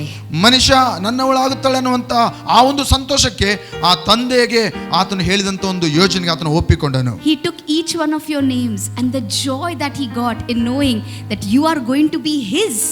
He endured the cross. ಮತ್ತು ನಿಮ್ಮಲ್ಲಿ ಎಲ್ಲರೂ ಸಹ ಅದೇ ರೀತಿಯಲ್ಲಿ ನೀವು ನನ್ನವರಾಗುತ್ತೀರಿ ಅನ್ನುವಂಥ ಕಾರಣಕ್ಕೆ ಯೇಸು ಆತನು ಸಂತೋಷ ಪಟ್ಟನು. So it's not wrong when they say the cross is a declaration of God's love. ಮತ್ತು ಆ ಶಿಲುಬೆಯು ಆ ದೇವರ ಪ್ರೀತಿಯ ಒಂದು ಪ್ರದರ್ಶನವಾಗಿದೆ, ಘೋಷಣೆ, ಆತನ ಪ್ರೀತಿಯ ಒಂದು ಘೋಷಣೆ ಆಗಿದೆ. It's a demonstration of God's love. ಮತ್ತು ದೇವರ ಪ್ರೀತಿಯ ಒಂದು ಪ್ರದರ್ಶನವೇ ಆ ಶಿಲುಬೆ ಆಗಿದೆ. This love you cannot conceptualize. ಮತ್ತು ಈ ಒಂದು ಪ್ರೀತಿಯನ್ನ ನಮ್ಮ ಒಂದು ಮಾನವೀಯ ಒಂದು ಗ್ರಹಿಕೆಯಿಂದ ಅದನ್ನು ಅರ್ಥೈಸಿಕೊಳ್ಳಿಕ್ಕೆ ಸಾಧ್ಯವಿಲ್ಲ. It's incomprehensible. ಅದು ಯೋಚನೆಗೆ ಮೀರಿ ಇರುವಂತ ಪ್ರೀತಿ ಅದು ಆಗಿದೆ. Because what the world has taught us about love is very different. ಮತ್ತು ಲೋಕವು ನಮಗೆ ಕಲಿಸಿಕೊಟ್ಟಂತ ಪ್ರೀತಿ ಅದು ಬಹಳನೇ ವ್ಯತ್ಯಾಸವಾದಂತ ಒಂದು ಪ್ರೀತಿಯಾಗಿದೆ. We think love is only emotion. ಮತ್ತು ನಾವು ಅಂದುಕೊಳ್ತೇವೆ ಪ್ರೀತಿ ಕೇವಲ ಭಾವನೆಗಳ ಮೂಲಕವಾಗಿ ಆಗಿರುತ್ತದೆ ಎಂಬುದಾಗಿ. But John 3:16 says, "For God so loved the world that he gave." ಆದರೆ ಯೋಹಾನ 3:16 ನಾವು ಆಗಲೇ ನೋಡಿದಂತೆ ದೇವರು ಲೋಕದ ಮೇಲೆ ಎಷ್ಟೋ ಪ್ರೀತಿಯನ್ನಿಟ್ಟು ತನ್ನ ಒಬ್ಬನೇ ಮಗನನ್ನು ಕೊಟ್ಟನು. Love is action for God. ಮತ್ತು ಪ್ರೀತಿಯು ದೇವರಿಗೆ ದೃಷ್ಟಿಯಲ್ಲಿ ಅದು ಕ್ರಿಯಾರೂಪದಲ್ಲಿ ಇಡುವಂತದ್ದು ಅದು ಪ್ರೀತಿಯಾಗಿದೆ. It is not an Archie's card which says I love you on Valentine's Day. ಮತ್ತು ಅದು ಯಾವುದೋ ಒಂದು ಗ್ರೀಟಿಂಗ್ ಕಾರ್ಡ್ ಅಲ್ಲಿ, ಆರ್ಚಿಸ್ ಕಾರ್ಡ್ ಅಲ್ಲಿ ಮತ್ತು ಅದು ಒಂದು ಪ್ರೀತಿಯ ಬಗ್ಗೆ ಹೇಳುವಂತ ಒಂದು ಶುಭಾಶಯಗಳು ಅಲ್ಲ. It is not like giving a rose to your loved one on the wedding anniversary and says I love you. ಮತ್ತು ಯಾವುದೋ ಒಂದು ವಿವಾಹದ ಒಂದು ಆನಿವರ್ಸರಿ ಸಮಯದಲ್ಲಿ ಹೂಗಳನ್ನು ಕೊಟ್ಟು ನಾನು ನಿನ್ನನ್ನು ಪ್ರೀತಿಸ್ತೇನೆ ಅಂತ ಹೇಳುವಂತ ಆ ರೀತಿಯಾದಂತ ಒಂದು ಪ್ರೀತಿ ಅದು ಅಲ್ಲ. The world has corrupted the meaning of love. ಮತ್ತು ಲೋಕವು ಆ ಪ್ರೀತಿಯ ಅರ್ಥವನ್ನ ಅದು ಕೆಡಿಸಿಬಿಟ್ಟಿದೆ. There is only one meaning of love. ಆದರೆ ಪ್ರೀತಿಗೆ ಒಂದೇ ಅರ್ಥ. Love is God. ಮತ್ತು ದೇವರಂದ್ರೇನೆ ಪ್ರೀತಿ. That's it. Amen. You don't know love other than that. God is love. ದೇವರೇ ಪ್ರೀತಿಯಾಗಿದ್ದಾನೆ, ಆತನ ಬಿಟ್ಟರೆ ಬೇರೆ ಪ್ರೀತಿಯನ್ನು ಅರ್ಥ ಮಾಡಿಕೊಳ್ಳಕ್ಕೆ ಸಾಧ್ಯವಿಲ್ಲ. There is no other truth apart from this. ಮತ್ತು ಅದಕ್ಕಿಂತ ಬಲಿಷ್ಠವಾದಂತ ಪ್ರೀತಿ ಬೇರೆ ಇನ್ನೊಂದಿಲ್ಲ. And when that love reached its fulfillment on the cross, ಮತ್ತು ಅಂತಹ ಪ್ರೀತಿ ಆ ಶಿಲುಬೆ ಮೇಲೆ ಅದು ಪ್ರದರ್ಶನವಾದ ನಂತರ Jesus said, ಯೇಸು ಹೇಳಿದರು, "It is finished, my bride. ಓ ನನ್ನ ಮದಲಿಗೆತ್ತಿಯೇ, ಅದು ತೀರಿತು. Now come.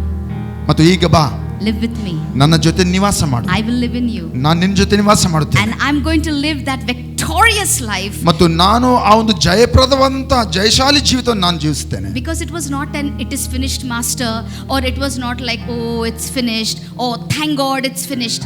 It was a victorious cry. It was a victorious sound from the cross. ಮತ್ತು ಅದು ಏನೋ ಸುಮ್ಮನೆ ತೀರಿತು ಅಂತ ಹೇಳುವಂಥದ್ದಲ್ಲ, ದುಃಖವಾಗಿ ತೀರಿತು ಅಂತ ಹೇಳುವಂಥದ್ದಲ್ಲ, ಅಥವಾ ಅದು ಏನೋ ಹೇಳಬೇಕು ಅಂತ ಹೇಳುವಂಥದ್ದಲ್ಲ. ಅದು ಜಯಪ್ರದವಾಗಿ ಜಯಶಾಲಿಯಾಗಿ ಮತ್ತು ಆತನು ಆ ರೀತಿಯಲ್ಲಿ ಒಂದಾಗುವುದಕ್ಕಾಗಿ ಹೇಳಿದಂತ ಪ್ರೀತಿಯ ಒಂದು ಘೋಷಣೆ ಅದಾಗಿದೆ. ಅದು ತೀರಿತು ಎಂಬ. Lion roared on the cross. ಮತ್ತು ಆ ಒಂದು ಸಿಂಹವು ಆ ಒಂದು ಶಿಲುಬೆ ಮೇಲೆ ಗರ್ಜಿಸಿತು, ಆರ್ಭಟಿಸಿತು. The King of Kings said that on the cross. ಮತ್ತು ರಾಜಾದಿ ರಾಜನು ಅರಸನು ಆತನು ಆರ್ಭಟಿಸಿದನು. He said, "It is finished." ಮತ್ತು ಆತನು ಹೇಳಿದನು, ಅದು ತೀರಿತು. My bride. ಮತ್ತು ನಾನು ಆತನ ಮೊದಲಿಗೆತ್ತಿಯಾಗಿದ್ದೇನೆ. May God be given all the glory. ಮತ್ತು ಎಲ್ಲ ಮಹಿಮೆ ಕರ್ತನಿಗೆ ಅದು ಸಲ್ಲಲಿ. Whatever I have written, I have not said. ಮತ್ತು ನಾನು ಏನೇನು ಹೇಳಬೇಕಾಯ್ತೋ ಆ ಬರೆದಿದ್ದನ್ನು ನಾನು ಹೇಳಲಿಲ್ಲ. There are 3 pages. I have not even referred to it. ಮತ್ತು ಅವನ್ನ ನಾನು ನೋಡಲಿಲ್ಲ. ಅದನ್ನು ನೋಡದೆ ನಾನು ದೇವರು ಏನು ಹೇಳಿದನೋ ಅದನ್ನು ನಿಮ್ಮ ಸಂಗಡ I ಹಂಚಿಕೊಳ್ಳಿ. believe this is purely the Holy Spirit talking to you. ಮತ್ತು ನಾನು ನಂಬ್ತೇನೆ ಇದು ಖಂಡಿತವಾಗಿ ಪವಿತ್ರಾತ್ಮ ನಮ್ಮ ಸಂಗಡ ಏನೋ ನಮ್ಮ ಹೃದಯದಲ್ಲಿ ನಾಟುವಂತೆ ಮಾತನಾಡಿದ್ದಾನೆ. May God be glorified. ಮತ್ತು ಕರ್ತನಿಗೆ ಮಾತ್ರ ಮಹಿಮೆ ಆಗಲಿ. In Jesus' name, amen. ಯೇಸು ನಾಮದಲ್ಲಿ ಆಮೆನ್.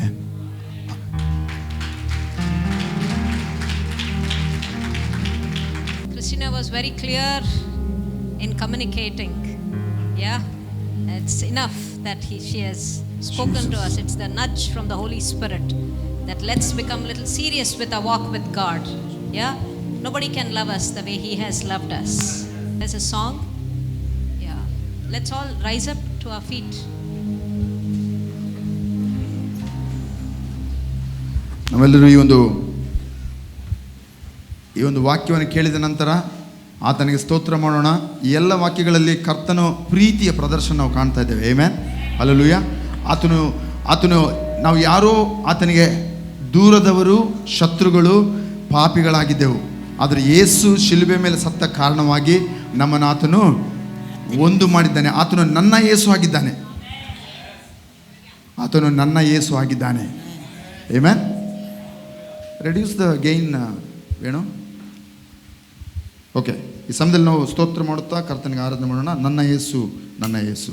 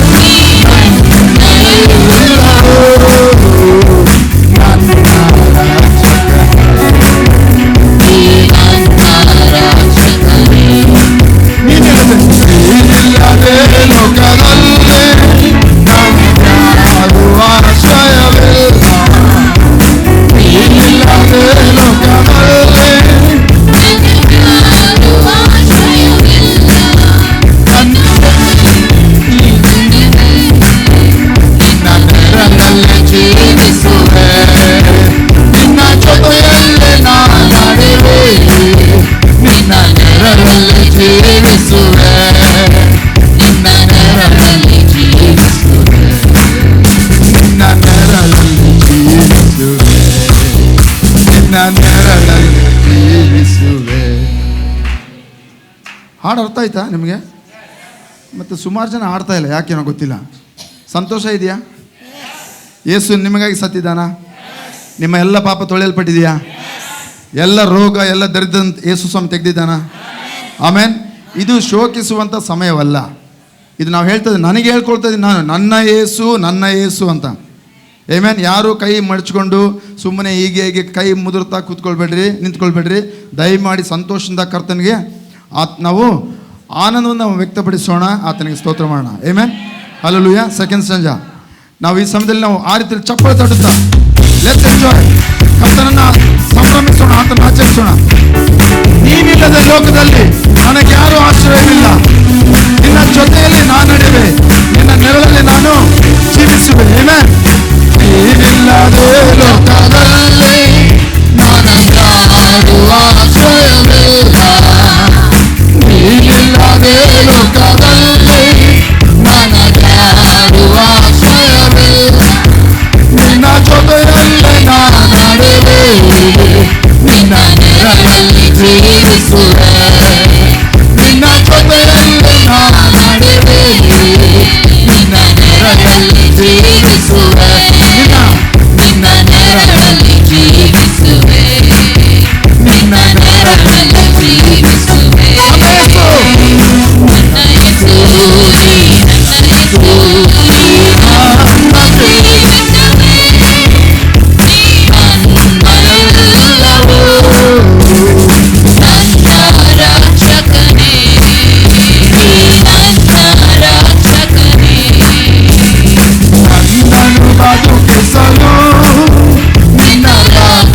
ಸುರಿಸಿರುವೆ ನನ್ನನ್ನು ನಿನ್ನ ರಕ್ತ ಸುರಿಸಿರುವೆ ನನಗೇನಾಗುವುದನ್ನು ಕಲಿಸಿ ನಿನ್ನನ್ನೇ ಅರ್ಪಿಸಿದೆ ನನಗೇನಾಗುವುದನ್ನು ಕಲಿಸಿ ನಿನ್ನನ್ನೇ ಅರ್ಪಿಸಿದೆ ನಿನ್ನನ್ನೇ ಅರ್ಪಿಸಿದೆ ನಿನ್ನನ್ನೇ ಅರ್ಪಿಸಿದೆ ನನ್ನ ಹೆಸರು ನನ್ನ ಕಿರೀಟವೇ ನನ್ನೆಲ್ಲವೂ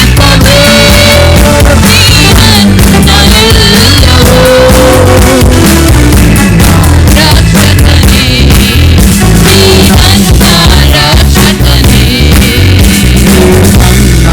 ರಕ್ಷಕನೇ ನೀ ನನ್ನ ರಕ್ಷಕನೇ ಯೇಸು ನನ್ನ ರಕ್ಷಕ ಆಮೆನ್ ಹಲ್ಲೆಲೂಯಾ ದಯಮಾಡಿ ಕೂತ್ಕೊಳ್ರಿ ಈ ಸಮಯದಲ್ಲಿ ಸಾವಿತ್ರಿ ಅವರು ಒಂದು ವಾಕ್ಯವನ್ನು ಹಂಚುತ್ತಿರಲಾಗಿ ಕೊನೆಯ ವಾಕ್ಯ ನಾವೆಲ್ಲರೂ ಚಪ್ಪಲ್ ತಡ್ತಾ ಅವ್ರನ್ನ ಸ್ವಾಗತ ಮಾಡೋಣ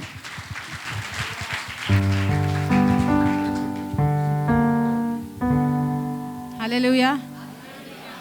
ನನಗೆ ಕೊಟ್ಟಿರುವ ಅಂಶ ಕೊನೆಯದಾಗಿ ಯೇಸು ಸ್ವಾಮಿ ಶಿಲುಬೆ ಮೇಲೆ ಹೇಳಿದ್ದು, ತಂದೆಯೇ ನನ್ನ ಆತ್ಮವನ್ನು ನಿನ್ನ ಕೈಗೆ ಒಪ್ಪಿಸಿಕೊಡುತ್ತೇನೆ ಎಂದು ಮಹಾಧ್ವನಿಯಿಂದ ಕೂಗಿದನು.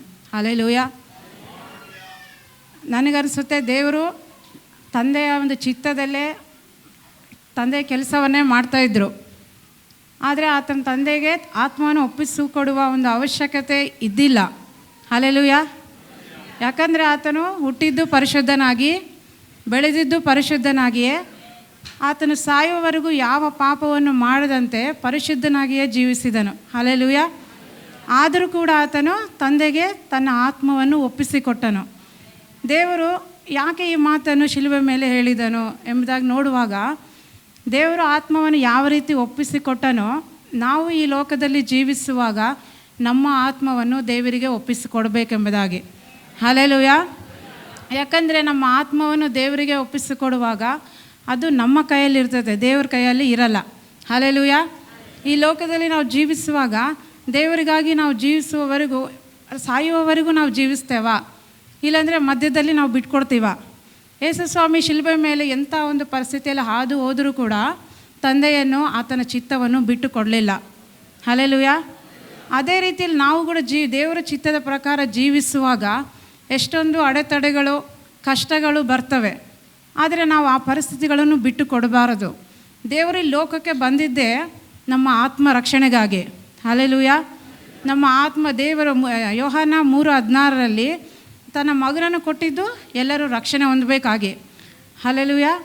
ನಾವು ರಕ್ಷಣೆ ಹೊಂದಬೇಕಂದ್ರೆ ಮುಖ್ಯವಾಗಿ ನಮ್ಮ ದೇಹವಲ್ಲ, ನಮ್ಮ ಆತ್ಮ ರಕ್ಷಣೆಗಾಗಿಯೇ ದೇವರು ಈ ಲೋಕಕ್ಕೆ ಬಂದು ತನ್ನ ರಕ್ತವನ್ನು ಕೊಟ್ಟು ಪ್ರಾಣವನ್ನು ಕೊಟ್ಟಿದ್ದಾನೆ. ನಮ್ಮ ಆತ್ಮವು ನರಕಕ್ಕೆ ಹೋಗಬಾರ್ದೆಂಬುದಾಗಿಯೇ ದೇವರು ತನ್ನ ಪ್ರಾಣವನ್ನು ಕೊಟ್ಟಿದ್ದಾನೆ. ಆದ್ದರಿಂದ ಈ ಒಂದು ವಾಕ್ಯದ ಮೇರೆಗೆ ನಮ್ಮ ಆತ್ಮವನ್ನು ನಾವು ಕಾಪಾಡಿಕೊಳ್ಳಬೇಕು. ನಾವು ಸಾಯುವವರೆಗೂ, ಕೊನೆಯ ಉಸಿರಿರುವವರೆಗೂ ನಾವು ನಮ್ಮ ಆತ್ಮವನ್ನು ಕಾಪಾಡಿಕೋಬೇಕು. ನಾವು ಈ ಲೋಕದಲ್ಲಿ ಬೈಬಲಲ್ಲಿ ನೋಡುವಾಗ ಒಂದು ಉದಾಹರಣೆ ನೋಡೋದಾದರೆ, ದೇವರ ಶಿಷ್ಯರಾದ ಪೇತ್ರನು ಮತ್ತು ಇಸ್ಕರಿಯೋತ ಯೂದ ಇಬ್ಬರೂ ಯೇಸುಸ್ವಾಮಿ ಶಿಷ್ಯರೇ. ಆದರೆ ಪೇತ್ರನು ಯೇಸುಸ್ವಾಮಿ ಶಿಲುಬೆಗೆ ಹೋಗಬೇಕಾದ್ರೆ ಯೇಸುಸ್ವಾಮಿ ಯಾರೋ ನನಗೆ ಗೊತ್ತಿಲ್ಲ ಅಂತ ಹೇಳ್ದ. ಹಲ್ಲೆಲೂಯಾ. ಅದು ಎಲ್ಲರಿಗೆ ಗೊತ್ತು. ಇಸ್ಕರಿಯೋತ ಯೂದ ಕೂಡ ಯೇಸುಸ್ವಾಮಿಯನ್ನು ಹಿಡಿದುಕೊಟ್ಟ, ಶತ್ರುಗಳಿಗೆ ಯೇಸುಸ್ವಾಮಿಯನ್ನು ಹಿಡಿದುಕೊಟ್ಟ. ಆದರೆ ಪೇತ್ರನ ಏನು ಮಾಡ್ತಾನೆ, ಬಂದು ಪಶ್ಚಾತ್ತಾಪ ಪಡ್ತಾನೆ. ಇಸ್ಕರಿಯೋತ ಯೂದ ಕೂಡ ಬಂದು ಪಶ್ಚಾತ್ತಾಪ ಪಡ್ತಾನೆ. ಆದರೆ ಪೇತ್ರನು ಪಶ್ಚಾತ್ತಾಪ ಪಟ್ಟು ದೇವರ ಕಡೆಗೆ ತಿರುಗಿಕೊಳ್ತಾನೆ. ಅಂದರೆ ತನ್ನ ಆತ್ಮವನ್ನು ರಕ್ಷಿಸ್ಕೊಳ್ತಾನೆ, ತನ್ನ ಆತ್ಮವನ್ನು ದೇವರಿಗೆ ಒಪ್ಪಿಸಿಕೊಡ್ತಾನೆ. ಆದರೆ ಯೂದ ಏನು ಮಾಡ್ತಾನೆ, ಆತನು ಸೂಸೈಡ್ ಮಾಡ್ಕೊಳ್ತಾನೆ, ತನ್ನ ಪ್ರಾಣವನ್ನು ಕೊಳ್ಳ್ಕೊಳ್ತಾನೆ. ಕೊನೆಯದಾಗಿ ಆತ್ಮವನ್ನು ನರಕಕ್ಕೆ ಒಪ್ಪಿಸಿಕೊಡ್ತಾನೆ. ಆತನು ರಕ್ಷಣೆ ಹೊಂದುವುದಿಲ್ಲ. ಅದೇ ರೀತಿಯಾಗಿ ನಾವು ದೇವರು ನಂಬಿಕೊಂಡು ಜೀವಿಸ್ತಾ ಇರ್ತೇವೆ. ನಾವು ಮರಣದವರೆಗೂ ಜೀವಿಸ್ತೀವ. ಅದೇ ರೀತಿಯಾಗಿ ದೇವರಿಗೆ ಅಧೀನರಾಗಿ ನಮ್ಮ ಆತ್ಮವನ್ನು ದೇವರಿಗೆ ಒಪ್ಪಿಸಿಕೊಟ್ಟು ನಾವು ಜೀವಿಸ್ತೇವ ಎಂಬುದಾಗಿ ಈ ಒಂದು ವಾಕ್ಯದ ಒಂದು ಅರ್ಥ. ಮುಂದೆ ಅದೇ ವಾಕ್ಯದಲ್ಲಿ ಯೇಸು ಸ್ವಾಮಿ ಮಹಾಧ್ವನಿಯಿಂದ ಕೂಗಿದನು ಎಂಬುದಾಗಿ ಹೇಳ್ತದೆ. ದೇವರು ಆ ಒಂದು ಶಿಲುಬೆ ಮೇಲೆ ತನ್ನ ದೇಹದಲ್ಲಿರುವ ಎಲ್ಲ ರಕ್ತವು ಹರಿದು ಹೋಗ್ತದೆ ಎಂಬುದಾಗಿ ಕೇಳ್ತೇವೆ. ಎಲ್ಲ ರಕ್ತ ಹೋದ್ಮೇಲೆ ದೇಹದಲ್ಲಿ ಯಾವ ಶಕ್ತಿಯೂ ಕೂಡ ಇರುವುದಿಲ್ಲ. ಆದರೆ ಯೇಸು ಸ್ವಾಮಿ ಏನು ಮಾಡ್ತಾರೆ, ಆ ವಾಕ್ಯದಲ್ಲಿ ಏನಿದೆ, ಮಹಾಧ್ವನಿಯಿಂದ ಕೂಗಿದನು ಎಂಬುದಾಗಿ. ನಮಗೆ ಮಹಾಧ್ವನಿ ಯಾವಾಗ ಬರುತ್ತೆ? ನಮ್ಮ ಸೋಲಿರುವಾಗ, ದೇಹದಲ್ಲಿ ನೋವಿರುವಾಗ, ಕಷ್ಟದಲ್ಲಿ ಇರುವಾಗ ಜಯಧ್ವನಿ. ಆ ಒಂದು ಮಹಾಧ್ವನಿ ಅಂತಂದರೆ ನಾನು ಅನ್ಕೊತೀನಿ ಅದು ಜಯದ ಧ್ವನಿ ಎಂಬುದಾಗಿ. ಹಲ್ಲೆಲೂಯ. ತಂದೆಯ ಚಿತ್ತವನ್ನು ಆತನು ನೆರವೇರಿಸಿ, ಆತನು ಹೇಳಿದ ಪ್ರತಿಯೊಂದು ಉದ್ದೇಶಗಳನ್ನು ನೆರವೇರಿಸಿ ಜಯದ ಧ್ವನಿಯಿಂದ ಆತನು ಕೂಗಿದನು ಎಂಬುದಾಗಿ. ಕೊನೆಯದಾಗಿ ತನ್ನ ಆತ್ಮವನ್ನು ಒಪ್ಪಿಸಿಕೊಟ್ಟು ಮಹಾಧ್ವನಿಯಿಂದ ಕೂಗಿದನು. ಯಾವುದೇ ಒಂದು ಸ್ಪೋರ್ಟ್ಸಲ್ಲಿ ಅವರು ಆಡುವಾಗ ಎಷ್ಟೊಂದು ಕಷ್ಟಪಟ್ಟು ಆಯಾಸಪಟ್ಟು ಆಡ್ತಾ ಇರ್ತಾರೆ. ಸೋತು ಹೋದಾಗ ಫೈನಲಿ ಅವರು ಮೌನವಾಗಿರ್ತಾರೆ. ಆದರೆ ಗೆದ್ದಾಗ ಅವರು ಎಷ್ಟೇ ಕಷ್ಟಪಟ್ಟರು ಕೂಡ, ಸೋಲಿನಲ್ಲಿ ಆ ಒಂದು ದೇಹ ಸಪೋರ್ಟ್ ಮಾಡದೇ ಇದ್ದರೂ ಕೂಡ ಅವರು ಕೊನೆಗೆ ಜಯವನ್ನು ಹೊಂದಿದಾಗ ಮಹಾಧ್ವನಿಯಿಂದ ಕಿರಿಚ್ತಾರೆ. ಹಲ್ಲೆಲೂಯಾ. ಅದೇ ರೀತಿಯಲ್ಲಿ ದೇವರು ಕೂಡ ಏನು ಮಾಡಲು ಯಾವ ಉದ್ದೇಶಕ್ಕಾಗಿ ಬಂದಿದ್ನೋ, ಏನು ಮಾಡಬೇಕೆಂಬುದಾಗಿ ಬಂದಿದ್ದನೋ ಅದನ್ನು ಮಾಡಿ ಮುಗಿಸಿದ್ರಿಂದ ಕೊನೆಯಲ್ಲಿ ಆತನು ಆ ಒಂದು ಬಲಹೀನತೆಯಲ್ಲಿ ಇದ್ದರೂ ಕೂಡ ಮಹಾಧ್ವನಿಯಿಂದ ಆತನು ಕೂಗಿದ್ದಾನೆ. ಹಲ್ಲೆಲೂಯಾ. ಮತ್ತು ಆದಿಕಾಂಡದಲ್ಲಿ ನಾವು ನೋಡ್ತೇವೆ, ದೇವರು ಮನುಷ್ಯನನ್ನು ಮಣ್ಣಿನಿಂದ ಸೃಷ್ಟಿಸಿದ್ದಾನೆ ಎಂಬುದಾಗಿ. ನಮ್ಮ ದೇಹವು ಈ ಲೋಕದಲ್ಲಿ ಮಣ್ಣಿಗೆ ಸೇರುತ್ತದೆ. ನಾವು ವಿಶ್ವಾಸಿಯಾದರೂ ಅವಿಶ್ವಾಸಿಯಾದರೂ ನಮ್ಮ ದೇಹವು ಮಣ್ಣಿನೊಳಗೆ ಸೇರುತ್ತದೆ. ಹಲ್ಲೆಲೂಯಾ. ನಾವು ವಿಶ್ವಾಸಿ ಅಂತ ನಾವು ಸಪ್ರೇಟಾಗಿ ಏನಾದರೂ ಭೂಮಿಯಲ್ಲಿ ಬೇರೆ ಜಾಗ ಇದೆನಾ? ಅವಿಶ್ವಾಸಿಗಳಿಗೆ ಬೇರೆ ಜಾಗ ಇದೆನಾ? ಇಲ್ಲ. ಆದರೆ ನಮ್ಮ ದೇವರು ವಿಶ್ವಾಸಿಗಳಿಗೆ ಪರಲೋಕದಲ್ಲಿ ನಮಗೆ ಸ್ಥಾನವನ್ನು ಕೊಟ್ಟಿದ್ದಾನೆ. ಹಲ್ಲೆಲೂಯಾ. ವಿಶ್ವಾಸಿಗಳಾದ ನಮಗೆ ಈ ಭೂಮಿಯಲ್ಲಿ ಮಣ್ಣೆ ಇದ್ದರೂ ಕೂಡ ಪರಲೋಕದಲ್ಲಿ ಉತ್ತಮ ಸ್ಥಾನವನ್ನು ದೇವರು ನಮಗೆ ಪರಲೋಕವನ್ನು ಸಿದ್ಧ ಮಾಡಿದ್ದಾನೆ. ಹಲ್ಲೆಲೂಯಾ. ನಮ್ಮ ದೇಹವು ಈ ಮಣ್ಣಿನೊಳಗೆ ಸೇರಬಹುದು. ಅನ್ಯ ಜನರು ಯಾವ ರೀತಿ ಸಾಯ್ತಾರೋ ನಾವು ಆ ರೀತಿ ಸಾಯಬಹುದು, ಅದಕ್ಕಿಂತ ಹೀನವಾಗಿ ಹೋಗ್ಬಹುದು ದೇವರಿಗಾಗಿ. ಆದರೆ ನಮ್ಮ ಆತ್ಮ ಪರಲೋಕದಲ್ಲಿ ನಿತ್ಯಕ್ಕೂ ಜೀವಿಸುವಂಥದ್ದಾಗಿದೆ. ಹಲ್ಲೆಲೂಯಾ. ಅದಕ್ಕಾಗಿಯೇ ನಮ್ಮ ಆತ್ಮವನ್ನು ನಾವು ದೇವರಿಗೆ ಒಪ್ಪಿಸಿಕೊಡಬೇಕು. ಇನ್ನೊಂದು ಉದಾಹರಣೆ ಹೇಳ್ತೀನಿ. ಮೊನ್ನೆ ನಾವು ರೀಸೆಂಟಾಗಿ ಬ್ಯಾಂಕ್ ಕೆಲಸದ ಮೇಲೆ ಬೇರೆ ಕಡೆ ಹೋಗಿದ್ವಿ. ಹೋಗಬೇಕಾದ್ರೆ ಬರುವಾಗ ಕಂಟೋನ್ಮೆಂಟ್ ಹತ್ರ ಒಬ್ಬ ಹುಡುಗಿ, ಒಂದು 18 ವರ್ಷ ಇರುತ್ತೆ, ಸೂಸೈಡ್ ಮಾಡ್ಕೊಳ್ಳೋದಕ್ಕೆ ಟ್ರೈನ್ ಹತ್ರ ಹೋಗ್ತಾ ಇದ್ದಾಳೆ. ಟ್ರೈನ್ ಬರ್ತಾ ಇದೆ, ಆಕೆ ಆಪೋಸಿಟ್ ಹೋಗ್ತಾ ಇದ್ದಾಳೆ. ನಾನು ಡ್ರೈವರ್ಗೆ ಹೇಳಿದೆ, ನಾನೇ ಫಸ್ಟ್ ನೋಡಿದೆ. ಆ ಡ್ರೈವರ್ಗೆ ಹೇಳಿದೆ, ಅಣ್ಣ ಅಲ್ಲಿ ನೋಡಿ ಯಾರೋ ಸೂಸೈಡ್ ಮಾಡ್ಕೊಳ್ಳೋಕೆ ಹೋಗ್ತಾರೆ ಅಂದರೆ ಆತ ಓಡಿ ಹೋಗಿ ಕರ್ಕೊಂಡು ಬಂದ. ಹಲ್ಲೆಲೂಯಾ. ಒಂದು ವೇಳೆ ಆಕೆ ಟ್ರೈನ್ ಕೆಳಗೆ ಬಿದ್ದು ಸತ್ತಿದ್ರೆ ಆಕೆ ಒಂದು ಆತ್ಮ ನರಕಕ್ಕೆ ಹೋಗ್ತಿತ್ತು. ಇನ್ನೂ ಆಕೆಗೆ ದೇವರು ಕಂಡುಕೊಳ್ಳುವ ಒಂದು ಅವಕಾಶ ಇದೆ. ಇವತ್ತು ಆಕೆ ಸತ್ತಿಲ್ಲ, ಬದುಕಿದ್ದಾಳೆ. ಅದೇ ರೀತಿಯಾಗಿ ನಾವು ಕೂಡ ನಮ್ಮ ಆತ್ಮವನ್ನು ದೇವರಿಗೆ ಒಪ್ಪಿಸ್ಕೊಡ್ಬೇಕು. ನಾವು ಯಾವುದೋ ಕಷ್ಟ ಬಂತು ಅಂತ ಏನೋ ಒಂದು ಸಾಯೋದಾಗಲಿ, ಮರಣ ಹೊಂದ್ಕೋಬೇಕು ಎಂಬ ಆಲೋಚನೆ ಮಾಡುವುದಾಗಲಿ ಮಾಡಬಾರ್ದು. ಕೊನೆಯವರೆಗೂ ನಾವು ದೇವರಿಗಾಗಿ ಜೀವಿಸಬೇಕು. ನಮ್ಮ ಆತ್ಮವನ್ನು ದೇವರಿಗೆ ಒಪ್ಪಿಸಿಕೊಡಬೇಕು ಮತ್ತು ಅನ್ಯರ ಒಂದು ಆತ್ಮಗಳನ್ನು ಕೂಡ ನಾವು ದೇವರ ರಾಜ್ಯಕ್ಕೆ ಸೇರಿಸಬೇಕು. ಹಲ್ಲೆಲೂಯಾ. ಪ್ರಸಂಗಿ 12:7 ಮಣ್ಣು ಭೂಮಿಗೆ ಸೇರಿ ಇದ್ದ ಹಾಗೆ ಆಗುವುದು, ಆತ್ಮವು ತನ್ನನ್ನು ದಯಪಾಲಿಸಿದ ದೇವರ ಬಳಿಗೆ ಸೇರುವುದು. ಇಷ್ಟರೊಳಗಾಗಿ ನಿನ್ನ ಸೃಷ್ಟಿಕರ್ತನನ್ನು ಸ್ಮರಿಸದಿರಬೇಡ ಎಂಬುದಾಗಿ. ಹಲ್ಲೆಲೂಯಾ. ಈ ದೇಹ ಮಣ್ಣಿನಿಂದ ಉತ್ಪತ್ತಿ ಆದದ್ದು, ಮಣ್ಣಿಗೆ ಸೇರ್ತದೆ. ಆದರೆ ನಮ್ಮ ಆತ್ಮ ದೇವರಿಗೆ ಸಂಬಂಧಪಟ್ಟದ್ದು. ಆದ್ದರಿಂದ ನಮ್ಮ ಆತ್ಮವನ್ನು ನಮ್ಮ ದೇವರಿಗೆ ಒಪ್ಪಿಸಿಕೊಡಬೇಕೆ ಹೊರತು ನಾವು ನರಕಕ್ಕಾಗಲಿ ಸೈತಾನ್ಗಾಗಲಿ ಒಪ್ಪಿಸಿಕೊಡಬಾರ್ದು. ಹಲ್ಲೆಲೂಯಾ. ಈ ಒಂದು ನಾವು ಮರಣದ ಒಳಗಾಗಿ ನಿನ್ನ ಸೃಷ್ಟಿಕರ್ತನನ್ನು ಸ್ಮರಿಸಬೇಕು ಎಂಬುದಾಗಿ ವಾಕ್ಯದಲ್ಲಿ ಬರೆಯಲ್ಪಟ್ಟಿದೆ. ಹಲ್ಲೆಲೂಯಾ. ನಾವು ಜೀವಿಸೋ ಕಾಲವೆಲ್ಲ ದೇವರನ್ನು ಆರಾಧಿಸುತ್ತಾ, ದೇವರಿಗಾಗಿ ಜೀವಿಸುತ್ತಾ ನಮ್ಮ ಆತ್ಮವನ್ನು ದೇವರು ಯಾವ ರೀತಿ ತಂದೆಗೆ ಒಪ್ಪಿಸಿಕೊಟ್ಟನೋ ನಾವು ಅದೇ ರೀತಿಯಾಗಿ ಒಪ್ಪಿಸಿಕೊಡೋಣ. ಹಲ್ಲೆಲೂಯಾ. ನಾವೆಲ್ಲ ಕಣ್ಣು ಮುಚ್ಚಿಕೊಂಡು ಪ್ರಾರ್ಥಿಸೋಣ. ಸ್ತೋತ್ರ ಕರ್ತನೆ, ತಂದೆಯಾದ ದೇವರೇ, ನಿನ್ನ ವಾಕ್ಯಕ್ಕಾಗಿ ಸ್ತೋತ್ರ ಕರ್ತನೆ, ನಿನ್ನ ಮಾದರಿಯ ಜೀವಿತಕ್ಕಾಗಿ ಸ್ತೋತ್ರ ಕರ್ತನೆ. ನೀನು ಯಾವ ರೀತಿ ನಮಗೆ ಮಾದರಿಯ ಜೀವಿತವನ್ನು ತೋರಿಸಿಕೊಟ್ಟಿದೆಯೋ ಆ ರೀತಿಯಾಗಿ ನಾವು ಜೀವಿಸುವಂತೆ ನಮಗೆ ಸಹಾಯ ಮಾಡು ಕರ್ತನೆ. ನೀನು ನಂಬಿಗಸ್ತನಾಗಿ ನಿನ್ನ ತಂದೆಗೆ ನೀನು ಒಪ್ಪಿಸಿಕೊಟ್ಟಂತೆ ನಮ್ಮ ಆತ್ಮಗಳನ್ನು ಕರ್ತನೆ ಈ ಲೋಕದ ಪ್ರಯಾಣ ಮುಗಿಸಿಕೊಂಡು ನಿನಗೆ ಒಪ್ಪಿಸಿಕೊಡೋದಕ್ಕೆ ಸಹಾಯ ಮಾಡು ಕರ್ತನೆ. ಸ್ವಾಮಿ, ಮರಣದವರೆಗೂ ನಮ್ಮನ್ನು ನಡೆಸ್ತೀಯ, ನಿನಗೆ ಸ್ತೋತ್ರ. ನಮ್ಮ ಜೊತೆ ಇದ್ದೀಯ, ನಿನಗೆ ಸ್ತೋತ್ರ. ಅಪ್ಪ, ಎಲ್ಲ ಮಹಿಮೆ ಘನತೆ ನಿನಗೆ ಸಲ್ಲಿಸುತ್ತಾ ಯೇಸು ಕ್ರಿಸ್ತನ ನಾಮದಲ್ಲಿ ಪ್ರಾರ್ಥಿಸಿ ಬೇಡಿ ಹೊಂದಿದ್ದೇವೆ ಸ್ವಾಮಿ. ಆಮೇನ್.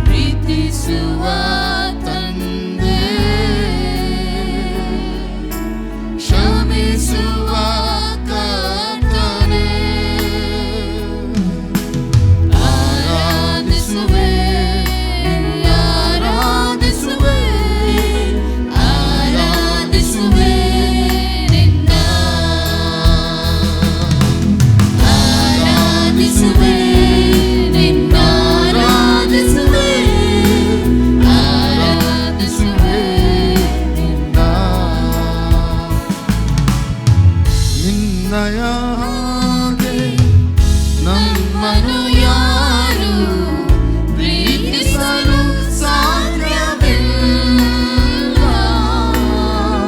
ನಿನ್ನಯ ಹಾಗೆ ನಮ್ಮನು ಯಾರು ಪ್ರೀತಿಸಲು ಸಾಧ್ಯವಿಲ್ಲ.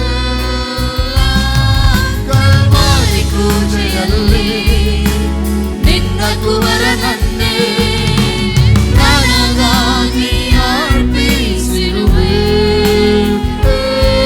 ಕಲ್ವಾರಿ ಕ್ರೂಜೆಯಲ್ಲಿ ನಿನ್ನ ಕುವರನನ್ನೇ ನನಗಾಗಿ ಅರ್ಪಿಸಿರುವೆ. ಆರಾಧಿಸುವೆ ನಿನ್ನ ಆರಾಧಿಸುವೆ ಆರಾಧಿಸುವೆ ನಿನ್ನ ಆರಾಧಿಸುವೆ ನಿನ್ನ ಆರಾಧಿಸುವೆ ಆರಾಧಿಸುವೆ ನಿನ್ನ. ಕರುಣಾಳು ದೇವನೇ ಎನ್ಬಾಳ ಜ್ಯೋತಿಯೇ ಕೇಳು